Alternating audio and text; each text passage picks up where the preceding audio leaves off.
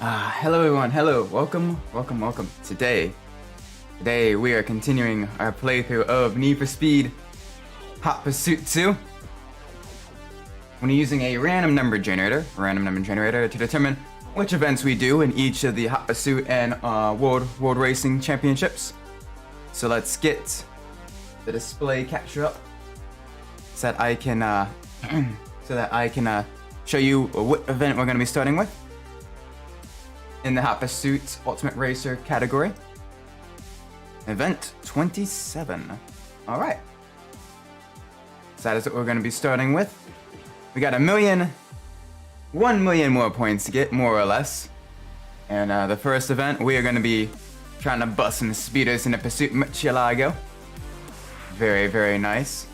This is the Pursuit Lamborghini Murcielago, designed to catch speeders traveling at speeds over 200 miles per hour.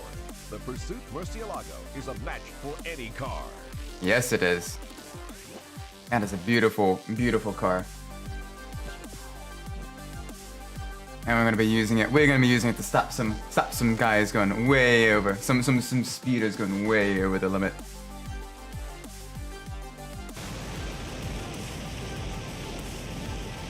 All right. All units, attempt to locate racing vehicles.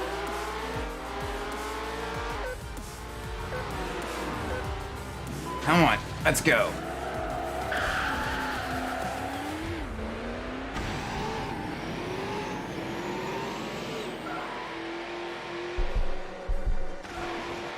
Alright, thankfully we have the boost. The boost is very, very useful in kind of catching up. Oh boy, a little bit squirrely through here. 19 County, commencing pursuit. Vehicle is an orange Mercedes CLK. County local patrol. Alright, there we go. We damaged them. There we go, that's one. Let's go. Let's get the second one. Let's really kind of get through this real quickly so we can get all the points. You're the Cop modes are really, really useful in getting lots of points. Because you get points for busting racers, you get points for victory, all that stuff. 19 County, which is really, really good. And they go by really, really quick as well compared to some of the other events. 19 in high-speed pursuit. Vehicle silver Mercedes. Plus, it's a good high intensity but really quick event to kind of get us. Really?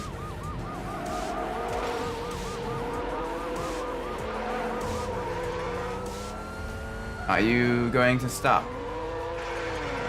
Are you going to stop? Stop.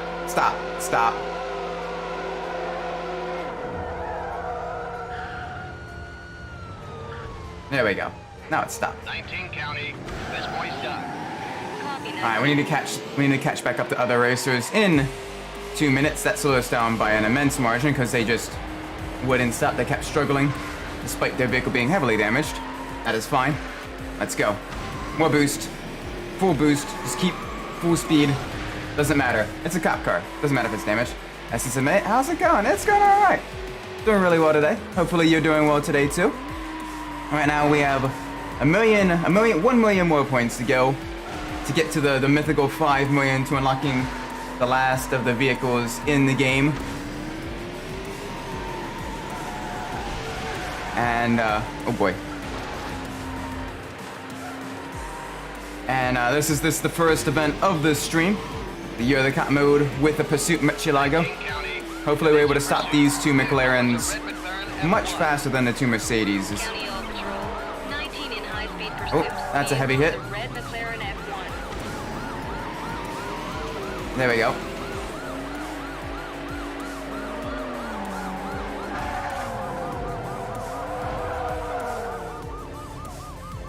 Yep, stop. There we go.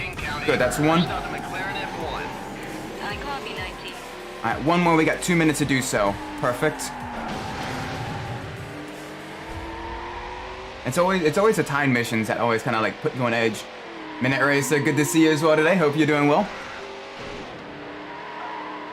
Got 1 million more points to get. Give or take a couple thousand. Oh, good. The beach is a good spot to kind of catch them as well if you can crash them into some of the palm trees.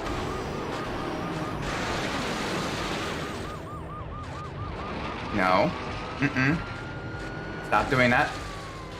Where's the Yes. Fire Marshal Bob? Congratulations. You're a credit to the force. Yeah, we are. We are a credit to the force. Hang on a second. Did I... Nick's playing that. Cool. I forgot how often basketball happens. I knew I was forgetting something. I forgot to put chat up. There you go. Now you guys are up on screen. Wait. County. I didn't want to do that. I wanted to exit the objective.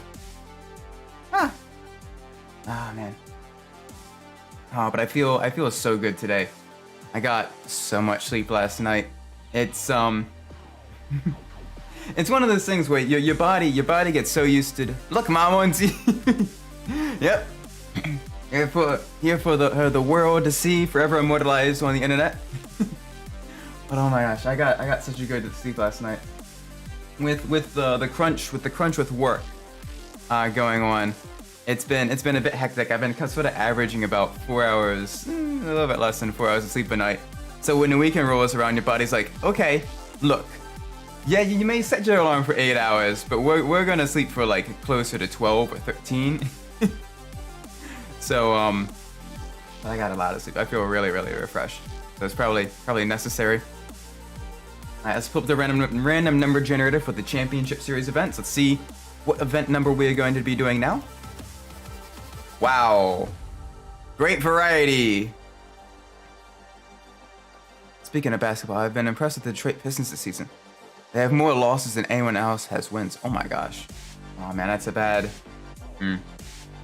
day to be a Pistons fan then. Sorry to hear that. I mean, to anyone that is a fan of the Pistons. Still, it is as one of the viewers used to say, there's everyone always roots for the underdog, so let's hope maybe they're able to get some more victories this season. Only the elite driver should consider challenging 7 other drivers of a McLaren F1 over a 7-race tournament. Okay. Beautiful McLaren F1.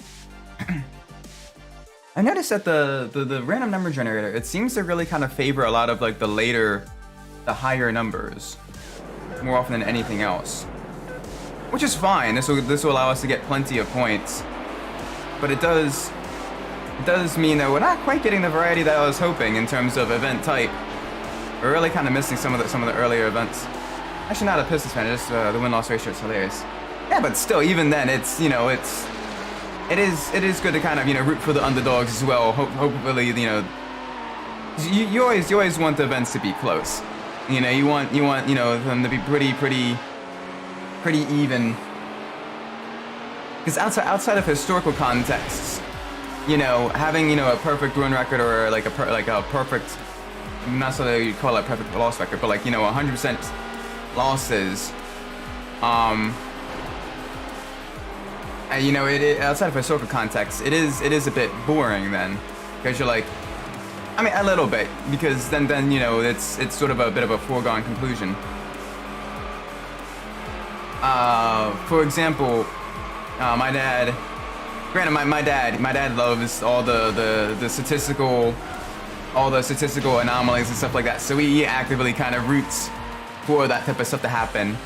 That's why, with regards to the football, my dad is a big Miami Dolphins fan, because they're currently the only NFL team to have a perfect, 100% win record for a season.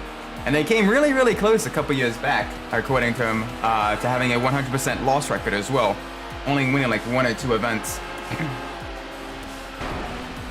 So with that, it is, ironically, during that time period, it's actually rooting for them to lose,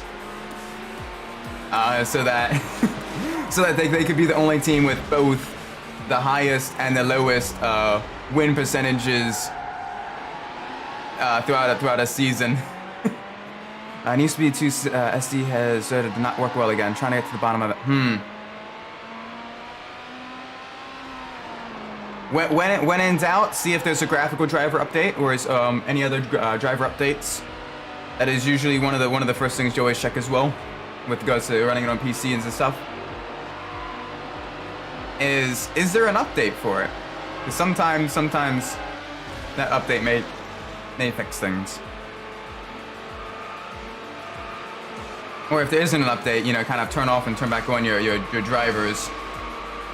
'Cause I know that's caused my audio drivers have caused quite a few issues every once in a while when streaming, and I'm kind of like, okay, yep, just gotta reset the drivers, get everything resorted, and then everything is back to normal. Everything is, you know, perfectly fine.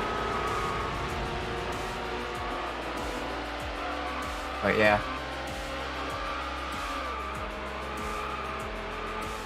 Alright, let's use the speed out of that corner. Let's gain a little bit on the other red McLaren F1. There can only be one McLaren F1 in the lead. And that is going to be us going on to the final lap. A little tippy tap of the brakes.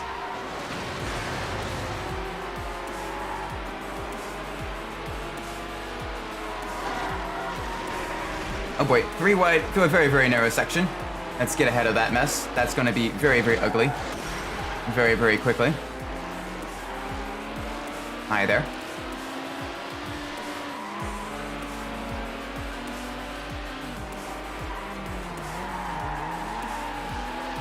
I think the Saturdays for the stream schedule, once we complete Need for Speed Hot Pursuit 2, I think the Saturdays should at least be dedicated more so to playing through some of the other Need for Speed games as well. So after this gets 100% completed, I'll probably be doing... Why is the camera so far away from the vehicle? Huh, okay. That was the right camera option. After Hot Pursuit 2, I'm planning on probably doing a playthrough of the first Underground game. Kind of at least work our way through the PS2 era of Need for Speed games, all the good and bad ones. And then I'll probably be doing some of the PS1 era of Need for Speed games as well, either on Saturdays or on other days of the week, depending on how scheduling works out and everything. But I think Saturday should be sort of more so dedicated Need for Speed day, at least for, you know, a little while anyway. Very, very. I enjoy these games. Yes. Very, very nice. You're the tournament leader. That's a good start. That one's called Undercover Call. Okay, yes. But to be fair though, that is one of the joys of streaming though. That I'm coming to kind of enjoy as well, is that when you're alone and you're playing a bad game, it's not always all that fun. But when you're with friends or when you're with other people that are watching as well, and you get to kind of talk with them and everything while you're playing the bad game, and you get to banter about, you know, exactly how bad the game is and everything. You get to laugh at all the glitches, all the game-breaking bugs and everything. It becomes a lot more fun, I think. I think bad games can still be enjoyable to play on stream. By yourself, not as much, but on stream, I think bad games can also be very, very, very, very fun. You get to see the crazy rubber banding police, the police that spawn out of nowhere, like, you know, that they just come out of the void, they phase into existence, you know. Because that is also why so many streamers and everything, you know, they sometimes play some of the really, really bad games, or games that, you know, are very, very rough around the edges. Because with that, you know, it allows them to make content. It allows them to, you know, actually, you know, react to something. And so when everything's going very, very smoothly, you know, it becomes a different stream, as opposed to a more serious stream. It becomes almost a comedy, where you just, you know, you kind of laugh at everything. You can kind of take it a bit less seriously. Not that I ever really take anything super seriously in the streams. It's more so just a excuse for me to kind of enjoy playing games, both that I enjoy and that I haven't even played before, which I absolutely love doing. Thank you guys so much for giving me the chance to kind of, you know, just enjoy doing this. It's a lot of fun. Under the rock arch.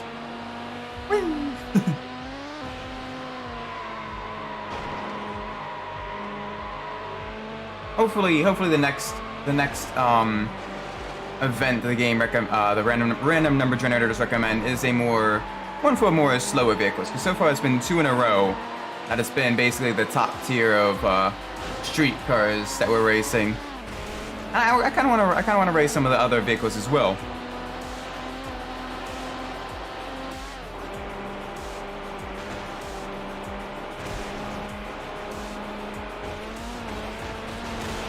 Nice, keep our speed up through the off-road section.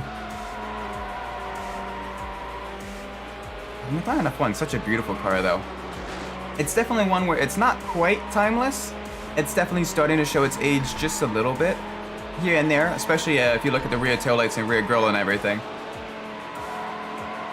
Which is another 90s style Need for Speed game. Yeah, I definitely. What I think would be really, really good, especially since EA kind of has so many different racing game developers sort of under their belt. They have Criterion, which had staff from Ghost Games. They bought out Codemasters, which Codemasters also has staff from Slightly Mad Studios and everything, and in their repertoire. What I would love is sort of, as opposed to the yearly release schedule or the alternate year every other year release schedule. It gives back another close check-in. Yeah, I think that could be definitely enjoyable, sort of a throwback. But what I would love to see with that, especially because the fan base itself, for some ungodly reason, the Need for Speed fan base is kind of fractured between those that really, really like sort of the underground, the tuner style racing, with the city streets, the tuner cars, the neons, and the customization, and those that kind of like, the more 90s style, the supercars with gorgeous sceneries, gorgeous backdrops, and really kind of remote sort of backroads locations carrying up the courses. I think instead of doing, releasing the game every other year and kind of trying to cater to literally everyone with, massive car lists where only a few vehicles are actually competitive in, I think what would be a good idea is to instead kind of split up the team, have them work, have one team sort of work on more so like the older style Need for Speed games. Maybe make it a bit more in the style of like Need for Speed Hot Pursuit 2010, but with better physics and everything, but kind of keep more closed-ish course style racing, where it's supercars with gorgeous sceneries with the police and Hot Pursuit, So that still has room to be very, very fun, especially with so many automotive manufacturers releasing really, really premium, hyper premium multi-million-dollar cars. I think it is a good time to do that, because you have so many high-end supercars being released as well. You can get your hands on them, hopefully. Afternoon, Sprockets. Hope you're doing well today. Happy weekend. Happy Saturday. But once they have one team kind of working on that, and then they have another team that's more so working on sort of open world kind of newer, open world urban tuner-ish style, street racing game. And that doesn't mean that they'll be competitive, competing with each other. But what it means is that they can share assets as well. Everything from trees to a couple of like different buildings or like textures and stuff. Even some voice lines maybe for like some police officers if it fits. Obviously share whatever fits, because let's be honest, a tree is a tree. People. Okay, there may be some people, but most people will be like, yeah, okay, it's a palm tree. Oh, there's a palm tree there too. But they're not going to be like, oh, this palm tree from this game is the same palm tree from this other game. Oh my gosh, hacks! I want a refund. Like, no, people aren't going to do that. But what they can do is then they can then spend time actually developing what matters. Focus on, building up a good build up two sub-brands of the Need for Speed games that'll keep a lot of fans happy, as opposed to trying to just cram everything into one game. And for me, I'd love to play both of them as well, because for me it's it's less tuners versus exotics. More so, it is a You're the tournament favorite handling model. I enjoy feeling in control of my vehicle, like with the black box and even some of the earlier Need for Speed games. You definitely feel a lot more in control of your vehicle than in the newer Need for Speed games. Sorry about that. A little bit of drink.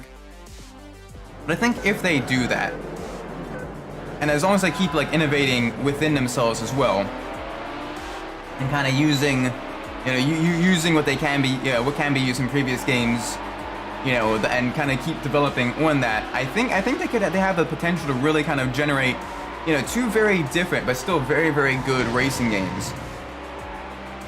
Because here's the thing though, there was a time back in the 2000s when the Need for Speed franchise had a sister series, the Burnout games. The Burnout games were developed by Criterion, and the Need for Speed games were developed by, Black Box. But they were all still really, really popular. They all sold so well. They all got, the greatest hits releases for the PlayStation 2 and everything. Because all of those games were so good that people played all of them. Or pretty much all of them. And because of that, there was something for everyone as well. So with that, I think, and then they still manage to be, very, very distinct games, but still all be very, very, very, very fun. And I think that can be done with a sort of a mix of the urban street racers and the back roads, supercar drivers and everything. I think all of that can do. I think both of them can exist within the same space without taking market share away from each other too much. And then that also allows, two teams to really kind of then really focus on developing kind of, work together, but also compete with each other to keep, developing the games, getting, better licensing deals from different manufacturers, kind of building up a massive sort of library of assets and ideas and everything that can be used between these games. And I think that may be the best way going forwards, is to sort of have a massive team sort of split into two, maybe three different different subgroups. One focusing on, the supercars, one focusing on the urban street racers, and maybe having a third smaller team just focusing on kind of like innovating and developing new features. For example, if, you want to add, like super bikes to the supercars or whatever as like an extra class, and have them focus on developing the physics engine of that, getting in contact with, the new, with the manufacturers, Kawasaki, Honda, Triumph, BMW, all of that stuff, for developing, getting the motorcycle handling, and have that be sort of like a separate class within that. Because Need for Speed never went with motorcycles. They were planning on doing that for Heat, but they couldn't quite get it to work and be competitive with the cars. But if they have motorcycles be its own like class, and like a supercar, in like a supercar era Need for Speed, for example, in like in Hot Pursuit 2010, all the cars had different classes, and you're only competing against other cars within that class. If they have, super bikes be their own class, they could do that, and it could still be very, very fun. And it could definitely be, very, something new to the franchise. By having, an off-road based Smuggler's Run-esque Need for Speed, where, with that one, it could be more so, it's story based. You're trying to, sort of almost take a bit of like the Fast and the Furious 4 storyline, where you're trying to, take down a cartel and everything, and they're smuggling, contraband across the border, and you're doing a whole bunch of, like rally raid style races and everything, off-road races. That could be like a cool new sort of Need for Speed game as well. Kind of sort of a little bit of a throwback to the V-Rally franchise, but with a big twist. And it also allows them to then, because they did a lot of development for Payback to get, off-road handling and get it working within the handling model that they had. It wasn't the greatest handling model, but it was still, an okay handling model. I mean, as far as Break the Drift goes. And they took all that time to bring off-road racing back, bring off-road racing into Need for Speed, and they did it for one game, and it was kind of like a side a side quest in Heat.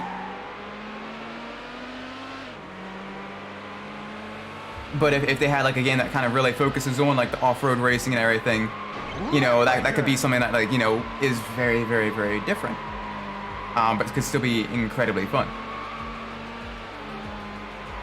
But I don't know, I'm getting to the point where I'm just rambling right now. I apologize.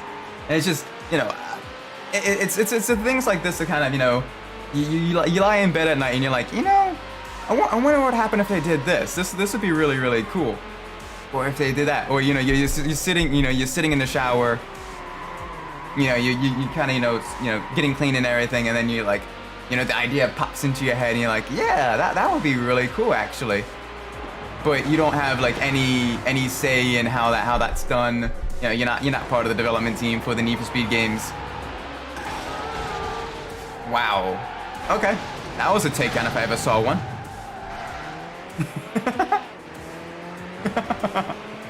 I'm sorry about that, mate.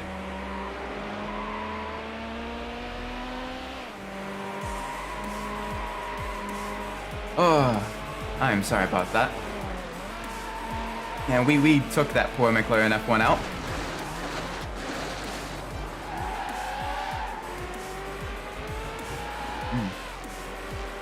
I gotta remind myself, Isaac, that this is not a burnout game. You don't get extra boost for taking down rivals.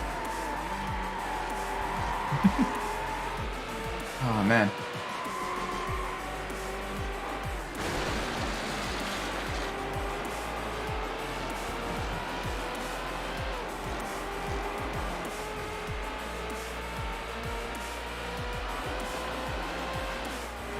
No, it's just, I don't know. I think about these games quite a lot, and it's just, obviously, you know, as a big fan of this type of, you know, as a big fan of these games, and of, like, you know, the Gran Turismo games and the Minute Club games and all that stuff, you know, you want what's best for the games, or what you think is best anyway.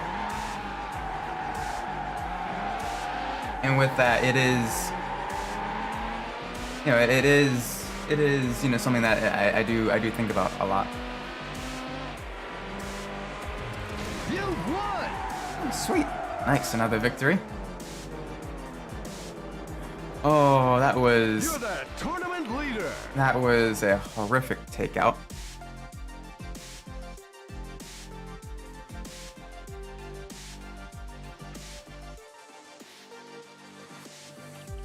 Alright, now we're in the Mediterranean, Calypso Coast 2. Event 4 of 7, about halfway through the championship. Building up a massive collection of points as well.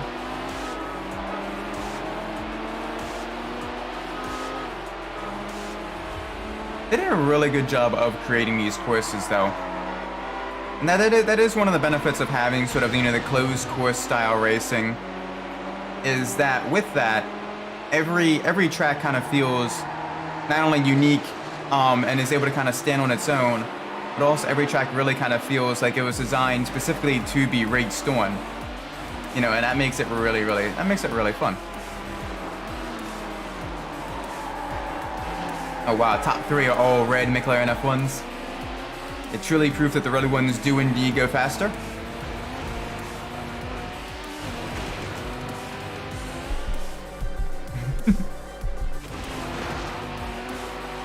If we can have a 1, 2, 3 red F1 finish, that'd be cool. That'd be really cool.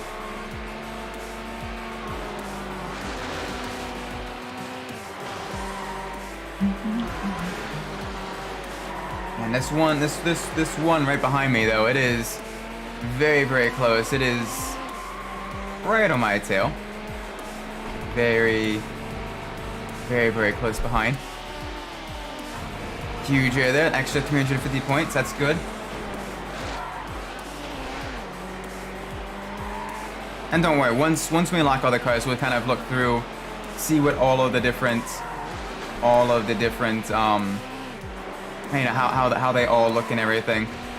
Granted, the last 2 Need for Speed version McLaren, you know, the McLaren F1 and McLaren F1 LMs, it's a bit disappointing though, because with those, you know, they don't really have any cool designs on them. They're just kind of a sort of a vaguely pearlescent, you know, color.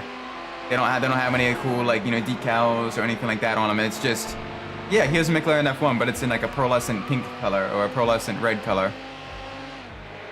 Which, I mean, it's kind of cool, but I like the ones, you know, like the Lotus Elise or the Corvette, where they really kind of, you know, they're almost like an homage to the racing versions.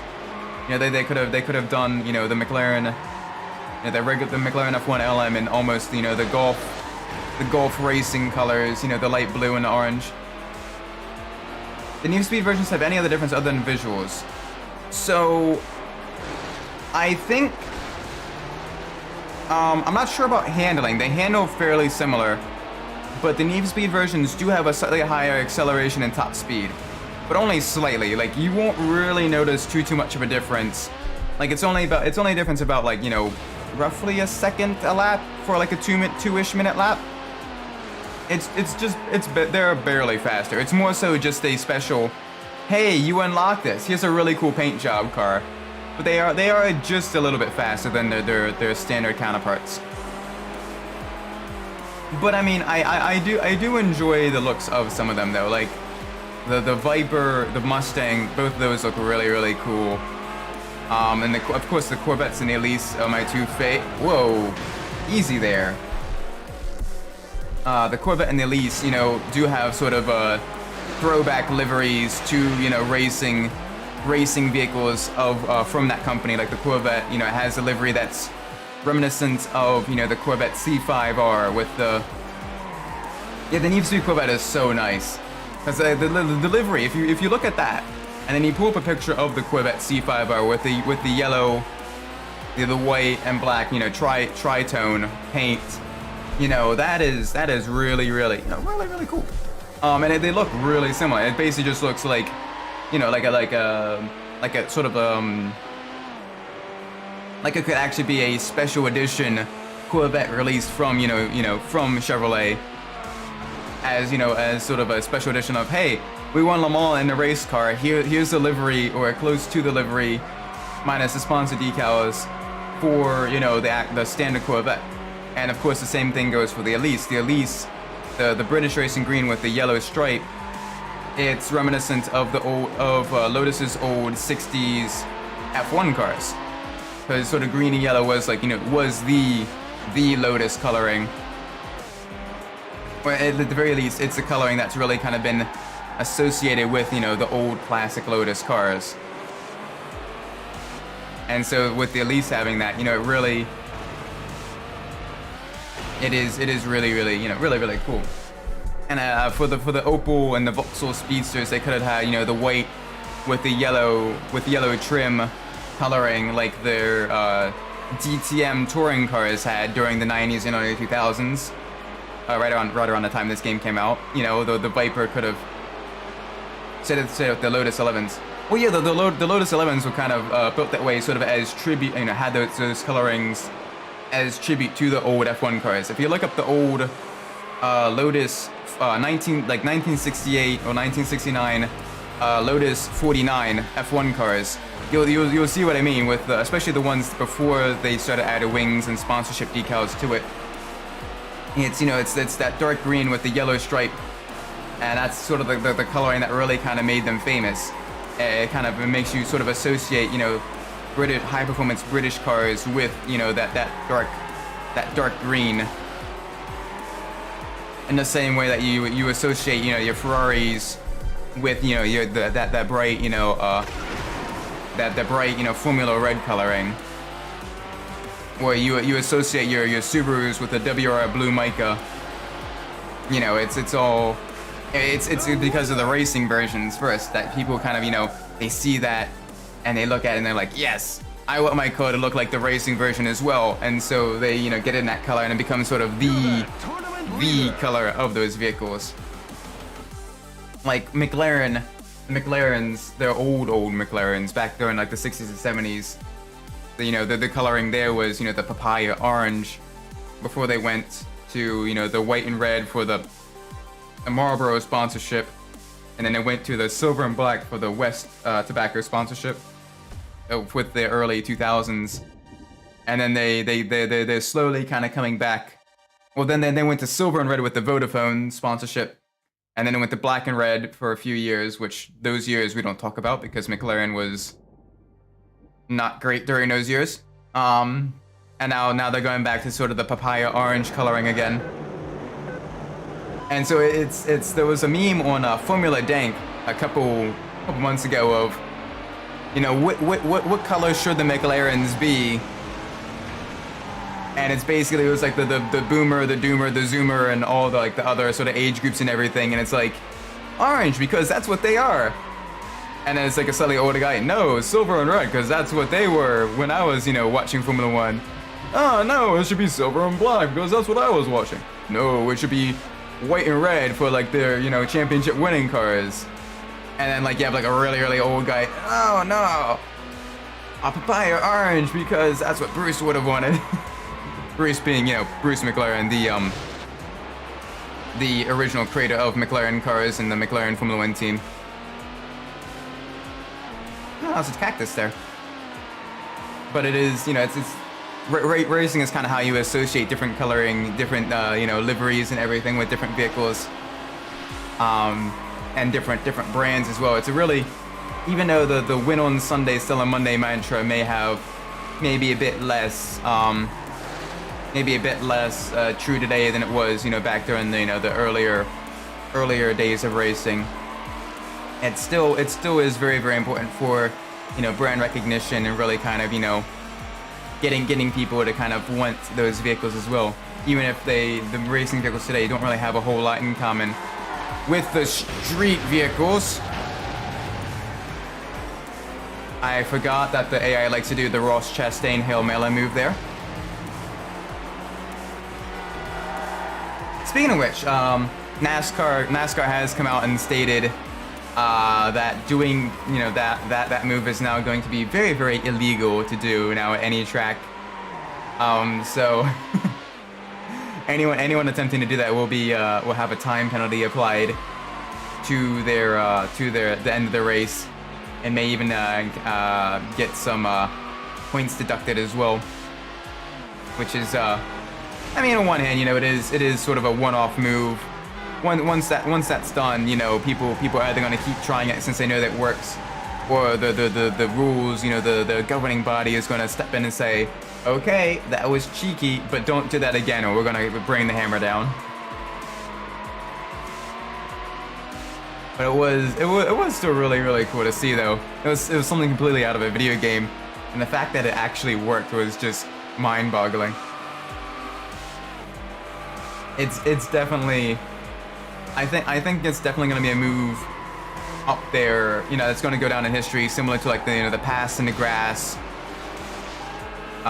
or, you know, the, you know, other historic, you know, NASCAR moments. I think that is definitely going to be, you know, one that, you know, if people are going to be making, you know, those YouTube compilations, you know, 20 years from now, this is NASCAR, you know, it's going to, you know, that's going to definitely be featured there. I think it was just so outside the box thinking. It's really cool.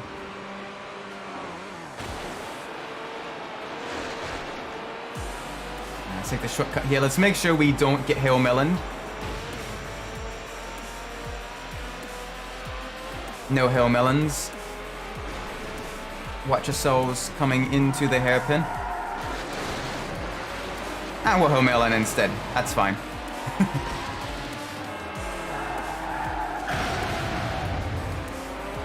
I forgot how aggressive the AI are in this this race. This one specifically, they just really kind of push you around quite a bit. They are not afraid to kind of run you off the road.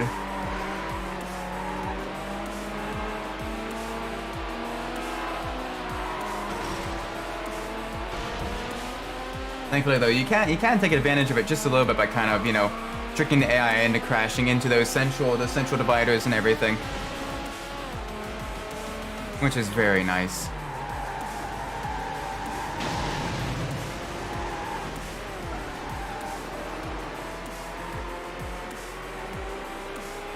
Alright, we're on to the final lap. We have decent-ish lead. With only one car behind us that can really challenge for position. Mika. But now Nisu 2 is just showing a black screen after upping the driver. Huh. That's new.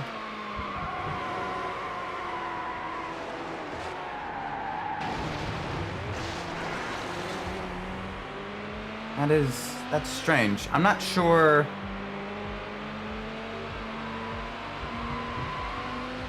I'm not sure what program you're trying to run it on. If you're trying to run it on, like the PlayStation 1 emulator, or if you're trying to run it the PC version. But if you're trying to run it on an emulator, maybe try force closing. Maybe try force closing the application via like the task manager and reopening it back up. That may be the next thing. I'm not quite as knowledgeable about that. That is running the PC version, huh? If that's the case, I think the next best thing may try to completely reset if you haven't already, reset the PC after you updated the graphics driver. Let the updates fully take place. Because I know sometimes after you update the graphics driver, you do need to restore it for the updates to take place and to allow the changes to happen. And then we can see. After that, I'm not too sure. I don't know why it would stop working again. That's strange. Already restarted. Okay. The winner.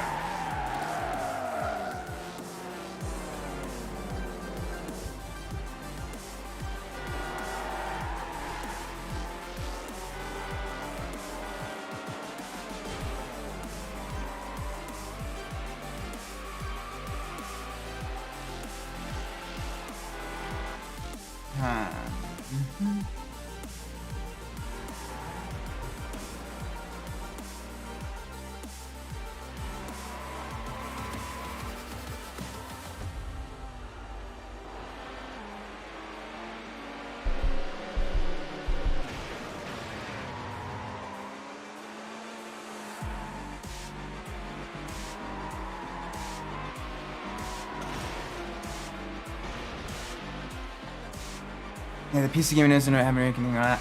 Yeah, I'm looking that up right now as well. I think one thing I'm seeing is the black screen occurring on startup?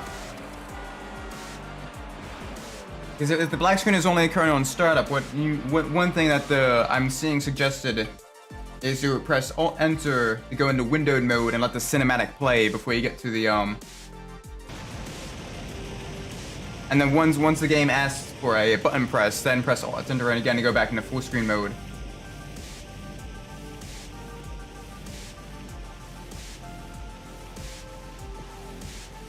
Yeah, occurring on startup. Okay, so if it's occurring on startup, what I'm seeing here as the fix is basically when the black screen occurs, don't exit the game. Press Alt Enter to go into windowed mode. Let the cinematics play. And then once the game asks for a button press Alt Enter to go into full screen. Press whatever button, and then press Alt Enter to go back into window mode. After the tutorial ends, then you just go to pull up the map. Select PC settings and then go turn full screen to on. And that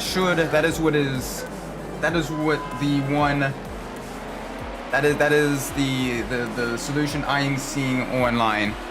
But I've never played the PC version of that, so I have not tried it myself. But that is something that I am currently seeing as the main solution.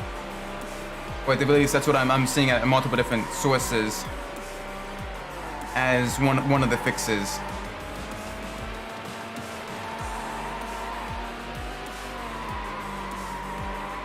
And that's one of the downsides of trying to run really old software on newer machines. Is sometimes things just aren't quite compatible. They want me to run in window mode. Oh shoot. Okay. Why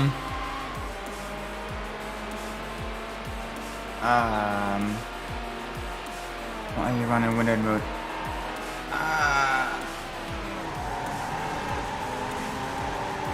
I'm not. I want to be running window mode.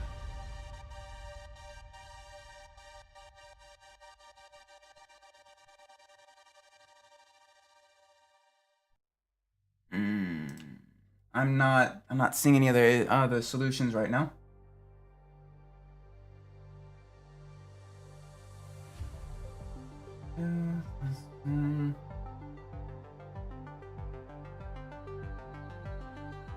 I apologize. I can't. I don't see any other solutions.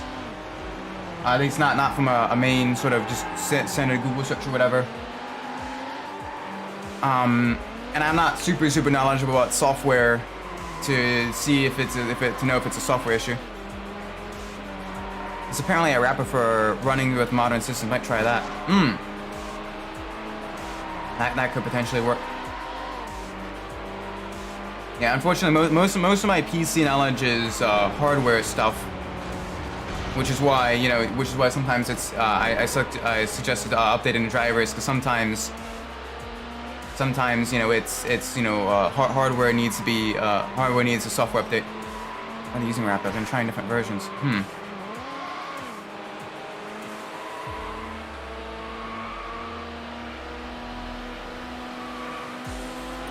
I don't know then. I'm sorry, man. I don't have an answer to that.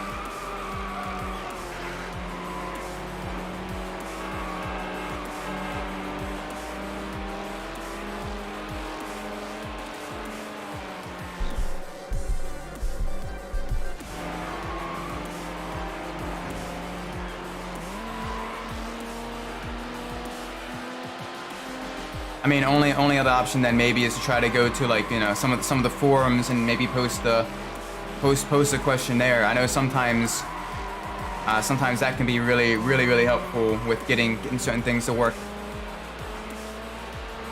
That's how. Cause I know the PCSX2 forums. Granted, totally different things, but the PCSX2 forums for the emulator and stuff like that, I get a lot of technical help from those guys and girls over there. Very helpful. Especially with getting it to recognize other controllers outside of the PS4, the DualShock 4 controller, and also to kind of getting different button bindings that aren't just on and off buttons, because certain PS2 games require the pressure sensitive buttons to work, and it's interesting seeing some of their workarounds.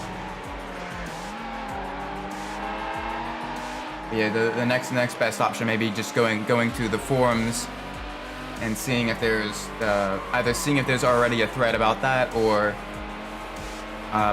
getting a thread yourself might be a next best option.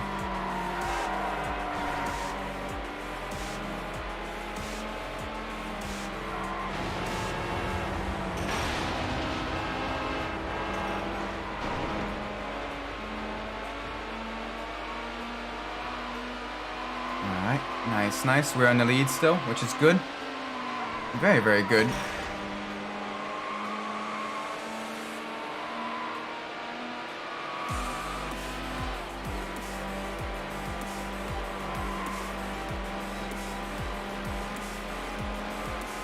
And let's make sure we keep our momentum. We're kind of dueling with the first place McLaren F1 just in front of us. We got another one coming up right behind. Oh boy, three-way battle for the lead. Very close quarters racing. Close quarters racing at almost 200 miles an hour. Getting to the slipstream. New lap record.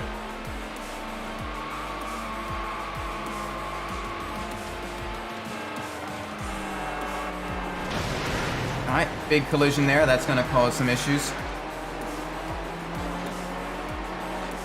Oh man, we're still battling, still rubbing against each other. Wow.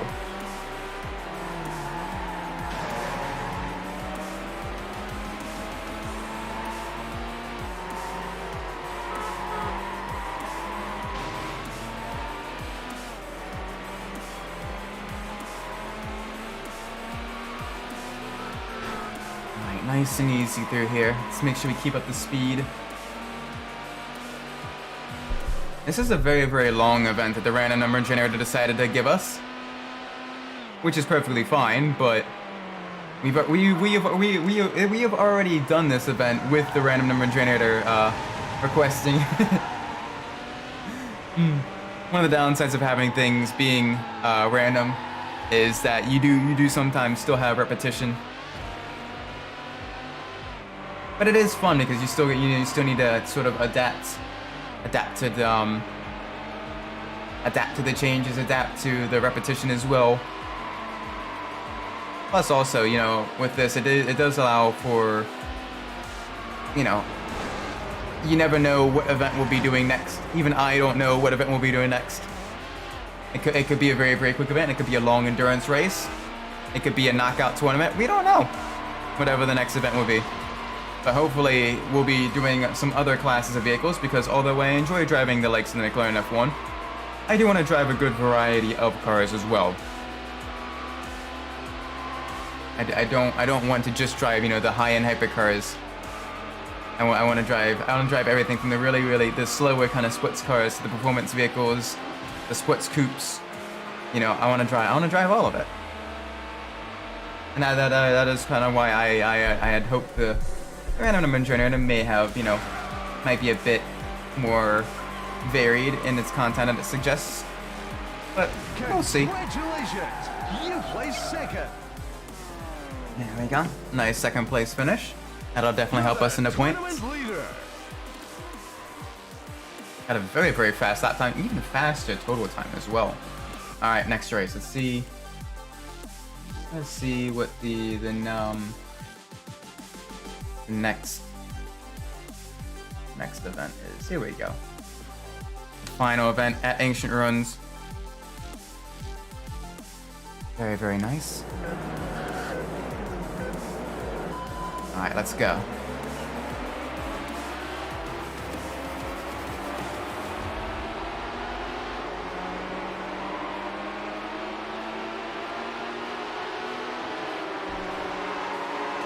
I enjoy the sunset races as well, where the sky is kind of turning orange and everything. It kind of adds a different vibe to the tracks. It looks very, very nice. I do enjoy the fact that they added different weather types and different different times of day as well. It definitely keeps things, you know, it keeps a relatively limited selection of tracks. It still keeps them very, very fresh, which is good.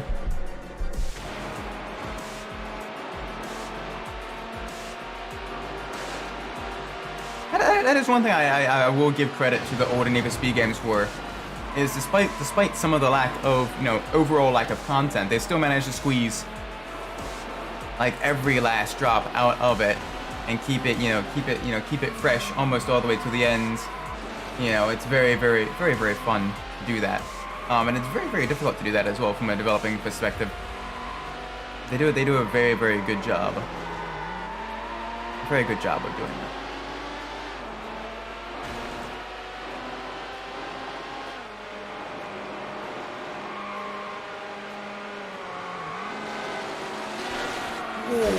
Ow. We were going to make that turn until we got rear-ended there. That was a pretty heavy hit.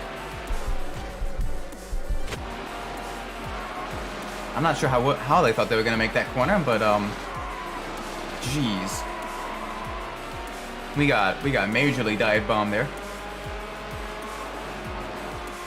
Yeah, they're taking the if gap car mantra just a little bit too seriously.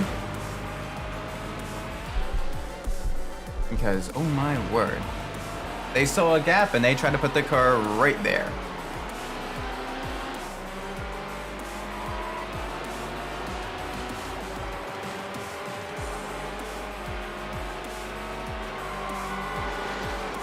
Yep, honk honk.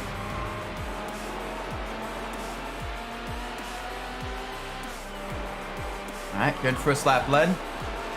Got 2 more laps to lead for the final event of this championship. And then we will see what the random number generator suggests next. We should definitely make quite a bit of progress towards getting the final 1,000,000 points in this stream. We should have a decent amount of headway into the final vehicles, getting those unlocked.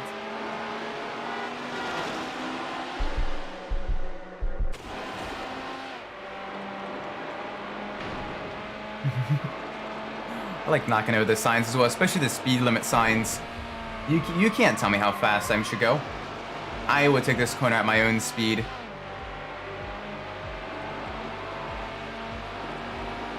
Alright, very nice.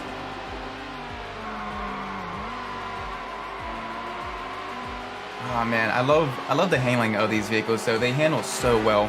They just grip the road until they get pushed off by another AI, but that's beside the point.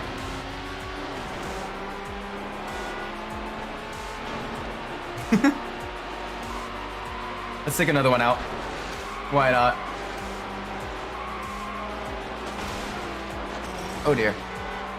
That was a heavy hit. That was a very heavy hit.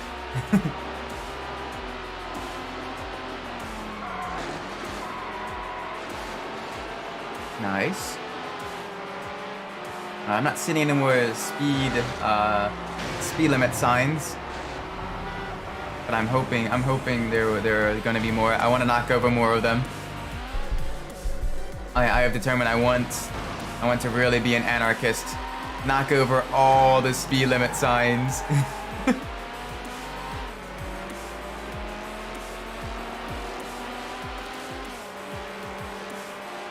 None here. None of them are here. Oh, there was one on the inside of that corner. That one's gonna be a tricky one to get. Oh, speed limit sign.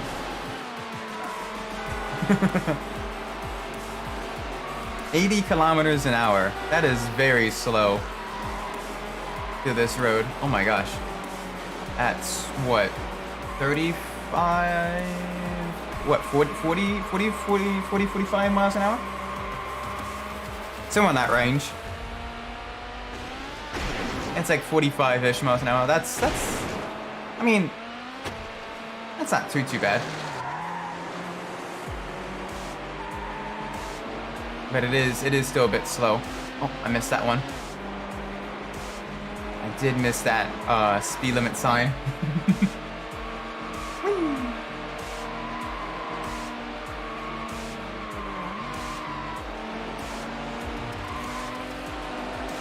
Can't quite get to that one. We have a McLaren on the inside.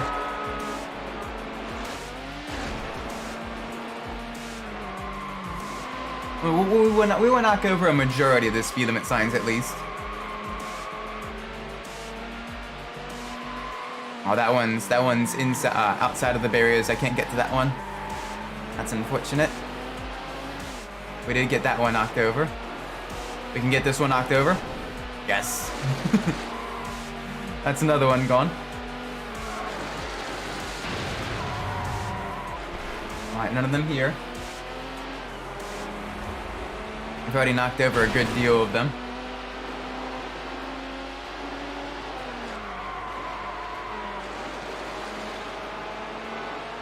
Hi there. It's weird how their horns are so much deeper than my horn. Like, my horn kind of sounds a bit pathetic. Ow. Ow. Ow. Okay.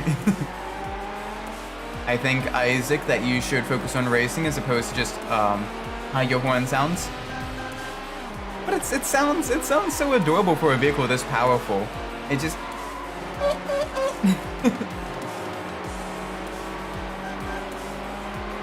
like why is mine from the same vehicle so much higher pitched?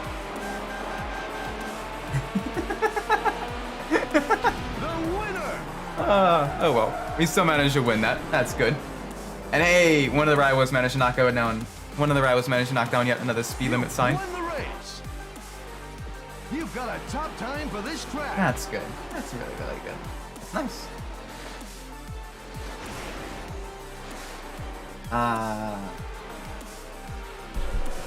All right. Let's see what the random generator decides for us for the hot pursuit mode, the ultimate racer career path. Let's see what event we need to do. We are gradually getting more and more points.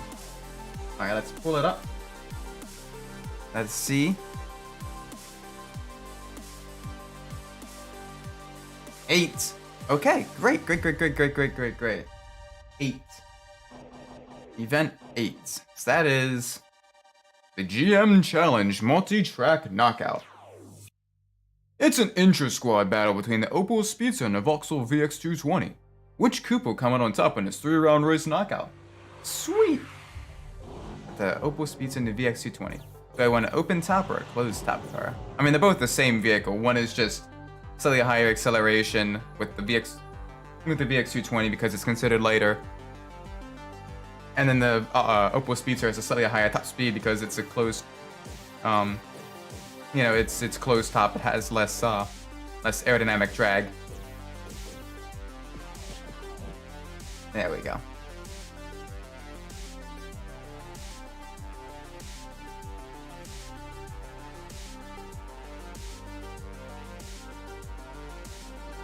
All right, here we go.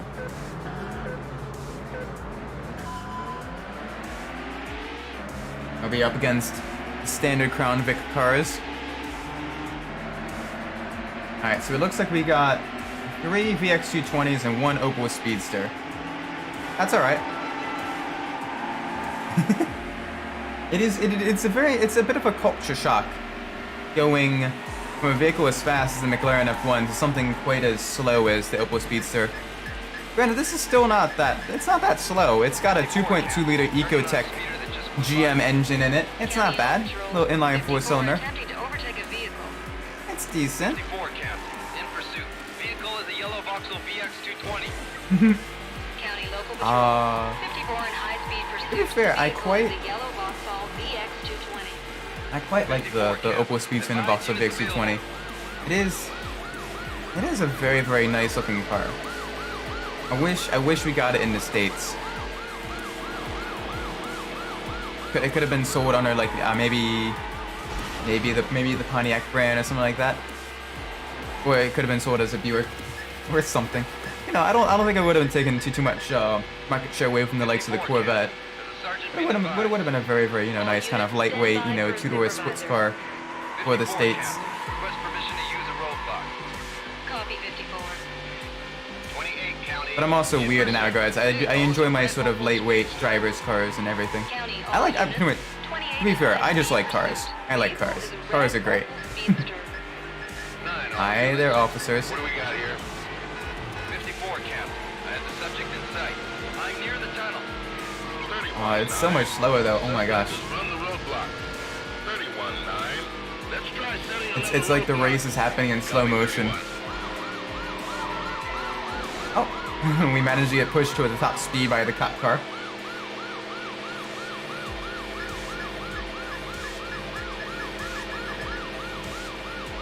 Hi there. Can we go to 5th gear? Yes, but 5th gear is kind of even slower for us because we don't have enough torque to really push us, forwards even any faster. About 130 is the top speed. Oh, that's very slow. 54-31. Let's run him off the road. And it doesn't quite have the grip of the McLaren F1 either. I'm out of commission. It's definitely a lot slower. It's still a lot of fun though. Oh my gosh. 28-9. It's such a cool looking car. I love the sort of angular, edgy designs of it. It's very, very early 2000s in its styling though. It's very, very much a product of its time. Just like looking at a car from the... 27-31. Oh dear. That's a heavy hit. 28-9.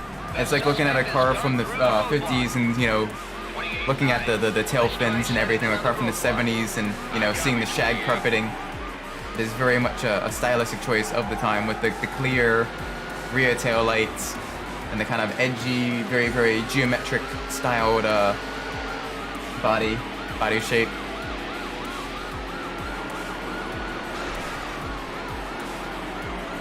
I missed Cartridge from old racing games. Yeah, I know. It just...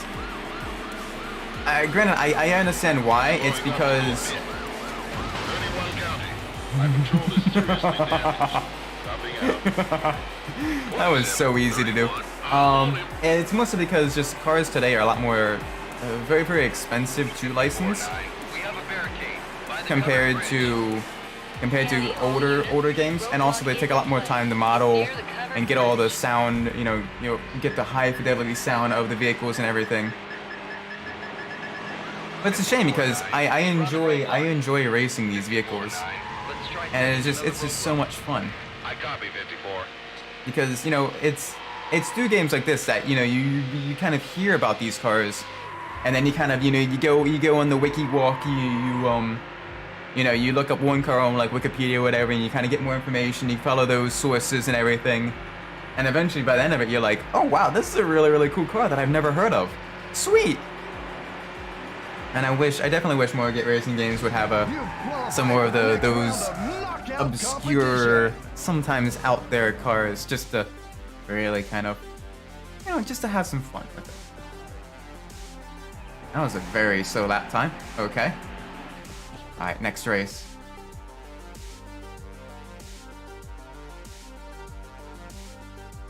Let's see what we have here. Ooh, Alpine Trail. Alright, this is going to be a bit of a longer track.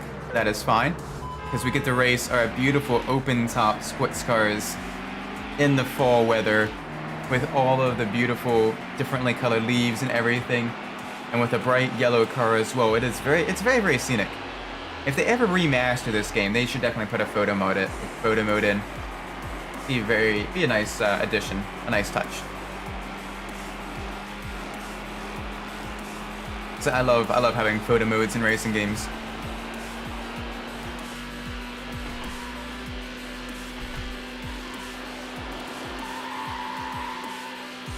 Oh man, but this the little 4-cylinder Ecotech is definitely not quite all that fast.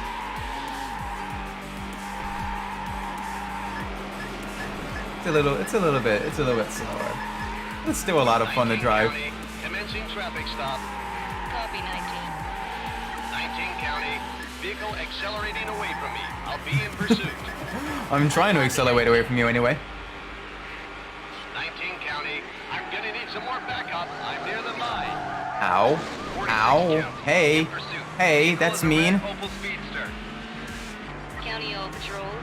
46 in high speed. That was pursuit. very, very mean there. The red Opel Speedster. Just trying to run me off the road. Call 9 and let them know what we got. All units stay tuned Uh-oh. for a supervisor. AI is having issues there. 9 all patrols. What do we have here? 19-9, I have the subject in sight by the S curves. I like how throughout all of that conversation between 19 and dispatch, 19-9, requesting the use of barricades. not one single time has my vehicle description been mentioned. All right, let's get that roadblock. But for some reason, they all of a sudden know what exactly my vehicle is, despite no one ever mentioning it. Roadblock is in place.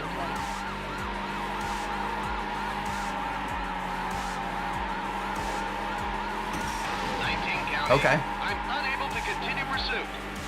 Good job, 19. I literally had to do nothing to wreck you there. Bravo. The fast one. Suspect ran the roadblock. Yeah, it's whatever one is leading the race completely. Another roadblock set up. I copy 31. Like right now, they know more about the red Opel Speedster than they do about my car. So for all they know, it's the red Opel Speedster that's causing all the issues. I could just pull over, just kind of chill. No one would know. I'm assuming none of these cars had camera or anything like that. 28 County. He's going 120 plus. Copy 28. 28 County. Goodbye, 28. 31, 28. I have the suspect. Like they still haven't given a vehicle description. County all units. And I just saw that police car spawn. 19, The game thought it could be tricky there, but I saw it in the distance. It just flickered into existence there. Hey. I saw that. I saw that. You can't fool me. around the roadblock. 46-9, let's set another roadblock. Copy 46. It wasn't there, and then it was there. Managed to get to our vehicle's top speed as well. If just barely. Top speed of 137 miles an hour. That's it's not that fast, but it is the vehicle's nimbleness makes up for its lack of power. Wow, the Opel Speedster is such a nice car, though. I remember in like Gran Turismo 3 using it quite a bit and trying to fully tune it for the later mid-engine rear-wheel drive car cup, because I had seen it, and especially in that bright orange it was in, I'm like, ooh yes, I want one. And it was a very, very fun car to drive. Roadblock is in place. Although the S license test with it was actually very, very difficult, because you really have to kind of keep your momentum up, do all the S curves in Apricot Hill, and especially with the one chicane close to the end, they line it with cones as well, so you can't really take out the line you normally would, where you go mostly straight through it. Like, not even if you don't go off the course, you kind of take a little bit of liberty with the track limits. But no, they put cones right on the edge there, right on the curbs. So you have to take a slightly different line, and it slows you down just a little bit more. And during that time, you're like, oh gosh, no, because there's an uphill right afterwards. And you gotta really carry your momentum as much as possible through that chicane. That's one of the keys to getting a good lap time on that license test. Because that uphill, because the vehicle doesn't have a whole lot of power, that uphill will slow you down immensely if you are not ready for it. And you can easily save yourself like almost a second entirely, depending on how you take your line through that chicane. If you go faster there and keep the speed. Oh, they're starting to use spike strips. Interesting. Good. I'm out of it. Goodbye, 19. 19. I am the suspect. Let's go here. 46-9. The vehicle's got around the strip. 46-9. Let's try setting another roadblock. I copy, 46. Yeah, no, the S license tests in the Gran Turismo games, those are always so very, very difficult. But it's a lot of fun once you get them. Once you get them in the gold, you feel really, really accomplished. You're like, yes, I did it. I'm a good driver.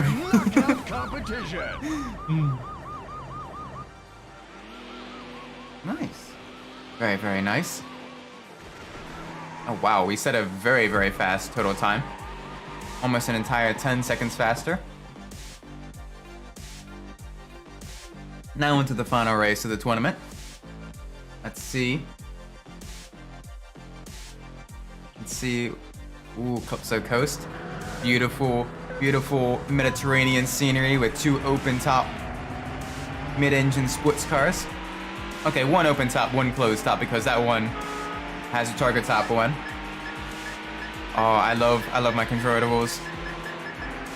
19 counting. Always fun to have them topless. Copy 19. 19 counting. Vehicle accelerating away from me. I'll be in pursuit. I copy 19. 19, you gonna give a description of my vehicle? Near the village. 54. Come on, 19. I'm on your tail. Nope, okay. They're still not gonna give a description of my vehicle. That's fine. Supervisor, be advised. All units stay tuned for a supervisor. Oh my gosh, all the police are after me. What do we have here? 19-9. I have the subject in sight. By the marina. Okay. Yeah, just don't give any description. Doesn't matter. 19-9. Request permission to use a roadblock. 9 local patrols. Set Alright, up well, that's a one roadblock gone. as requested. 19 counting. I hit the ditch. No, you hit the divider going into the marina. That's not a ditch. Come on now. It's very relaxing though, going from the high-speed, high-intensity McLaren F1 to a much more pedestrian Vauxhall VX220. But it's fun. I really like this car. There's very few cars in the game that I don't enjoy driving. 28-9. Let's try setting another roadblock. And I definitely enjoy this kind of, yeah, just enjoying the cars. Vehicle is a red Opel Speedster. County, all units. Oop. Suspect in high-speed pursuit. There you go. Vehicle You're is into a red vehicle. Opel Speedster. That's one more to work. That's one less to worry about. One more in the junkyard. Come on, please keep totaling yourselves. I really want to rack up that cost estate. 54, 28. Not quite. Can't quite get them to. Nope. Nope. No. Stop touching me. Stop. Watch the paint. Yellow scratches easily. We have a barricade by the ruins. Yellow scratches very, very easily, and it's very difficult to color match. Is in place. It's near There we the go. ruins. 54 County. Send me a tow. 28, 54. I'm on it. World's slowest police chase. And yet we're still managing to take out cop cars left and right. 19-9. Permission to set up another roadblock. I copy 19. Very, very nice.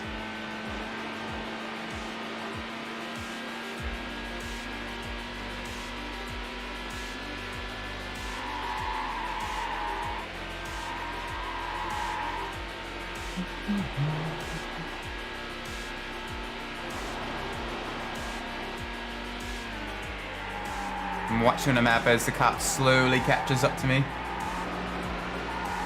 Ever so slowly. Hi there. 28 County.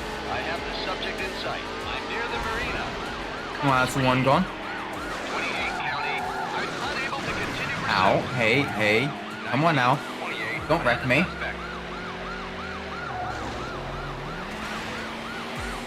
46-9. We have the roadblock in place by the marina. And there's the other one down. County, all units.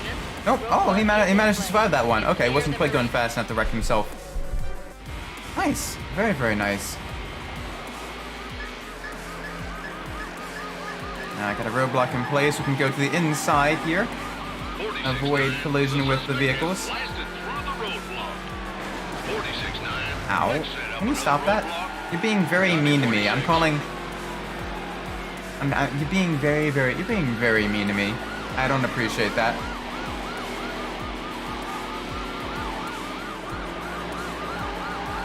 I do not appreciate your aggression with me. I am just trying to race. Busted. GG. Well done. Alright, we got about a minute left to really kind of get back up with the first Opel Speedster. Okay. Well, we managed to see that cop take himself out.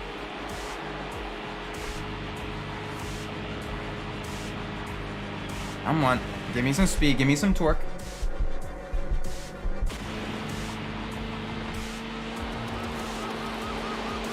Hi there. I know you're chasing after the red one, so you're not going to be going after me. This one will, though. Hi there. I've got him again. Commencing pursuit.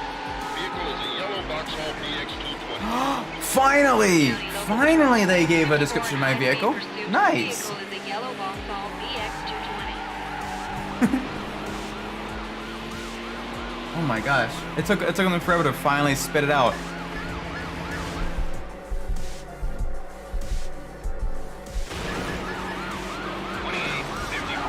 Hey, no. Don't do that. 54-9. Oh, it's gonna be pretty close actually. Barricade.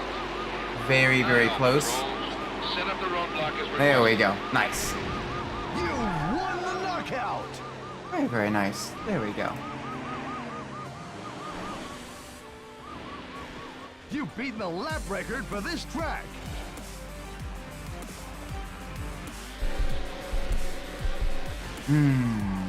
Nice. Now we'll be going back to the championship. We should be getting close to unlocking the next yeah,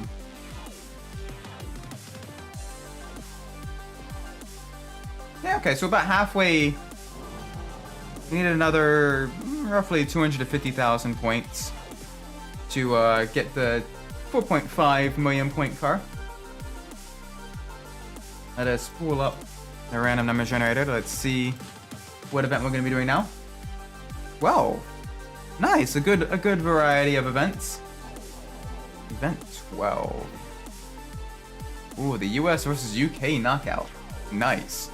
This is a Pan-Atlantic bout at Desert Heat between the British Aston Martin V12 Vanquish and the American Ford SVT Mustang Cobra R. Each round lasts 2 laps. The last place driver is eliminated each time. Nice.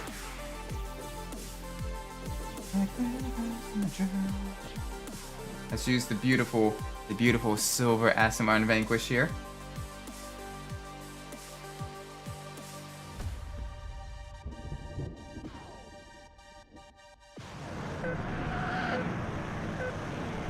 Alright, here we go. Oh, the speed.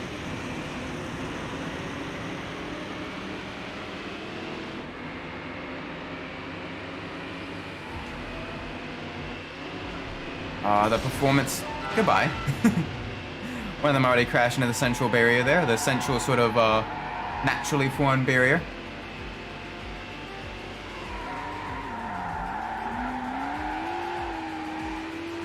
Alright, we're gonna have a few races here. About 4 races in the desert. Thankfully, we're gonna be keeping our cool in the beautiful and luxurious V12 Vanquish. Very, very nice. Don't honk at me. Come on now.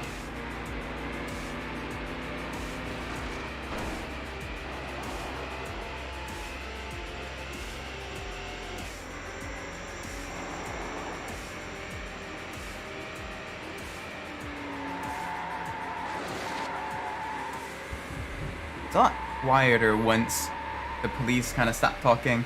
It's basically just you in the vehicle with against a couple other racers. And since you know we're kind of back in slower vehicles as well, we've gotten used to the speed. Okay, I should probably stop talking. Since we've gotten mostly used to the speed of the faster vehicles, the slower vehicles are a lot more pedestrian. By comparison, they're a little bit more manageable. So with that, it's very, very, very kind of relaxing. It's very chill. Oh, and a beautiful, beautiful Aston Martin V12 Vanquish. Shame we're not going to really be seeing a whole lot more V12s in production vehicles. So they always sound very, very nice.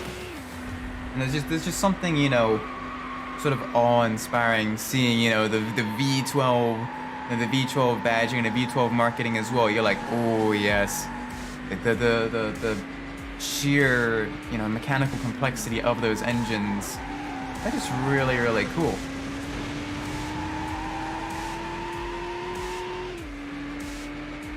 Now in the V8, the V8 and the V6 turbo era with hybridization and granted those are also very, very nice, but it's a different kind of nice. It's it's a new age, I think. The new blood versus the old guard.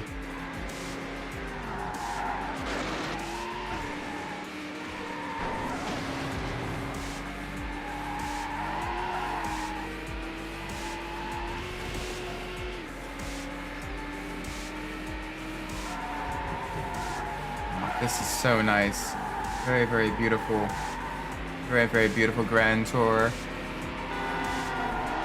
And the V12 Vanquish is on one of those vehicles that it's got that timeless styling. It looks good, looks good. It looks close to modern, even a couple, almost, two decades after it was released. Or a little bit over 2 decades actually. And it's just so cool.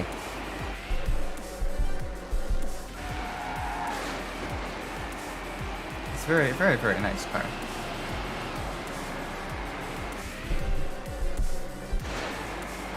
Plus also, I mean, it's a James Bond, or the DB9 was a James Bond car, but it's still, it's still really, really, really cool.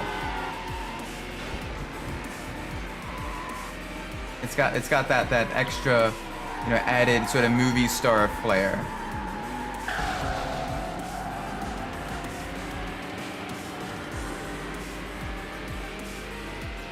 Alright, let's make sure we get back into the lead. At the very least, let's make sure we go fast enough to survive the first couple of rounds of elimination. Desert Heat is definitely one of my not as great tracks.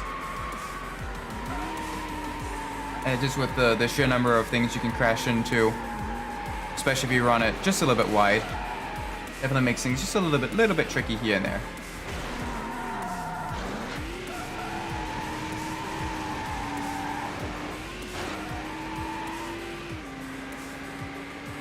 There we go. Cross the line. Nice. Very, very nice.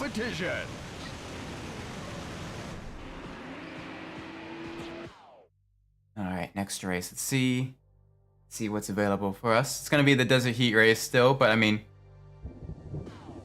Alright, one of the V12 Vanquishes has been eliminated. It's only 2 V12 Vanquishes versus 2 Mustang Cobra Rs. Alright, let's roll. Already starting with an extra 8,000 points, he's starting in first. Very, very nice. That definitely helps with adding extra points to the pile. Very, very nice.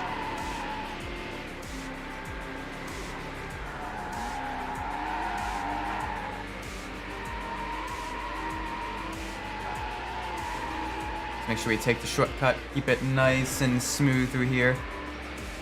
The Vanquish is a bit of a heavier vehicle, so it will have a tendency towards understeering at points.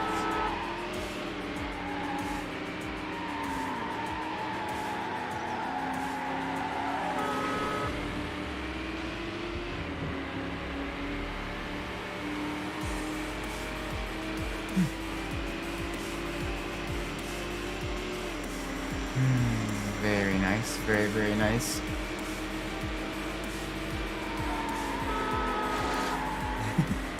Don't honk at me. Come on now.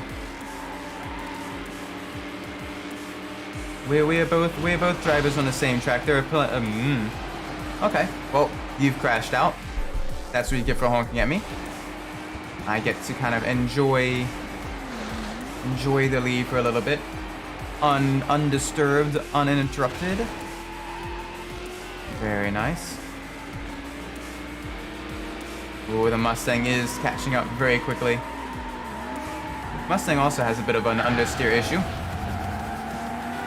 Both vehicles very, very powerful, very fast in a straight line, a little bit understeer on its curves.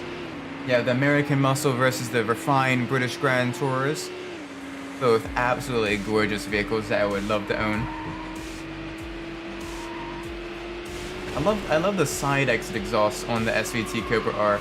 It is such an out there car that it's so cool. You know, it's got the big front lip spoiler, it's got the side exhaust, it's got the five spoke rims. One of the earlier Mustangs to have independent rear suspension as well. Very, very, very, very nice car. I definitely want one of those. But I mean, there's so few of them, of those SVT Cobra Rs, that's probably not going to happen, unfortunately.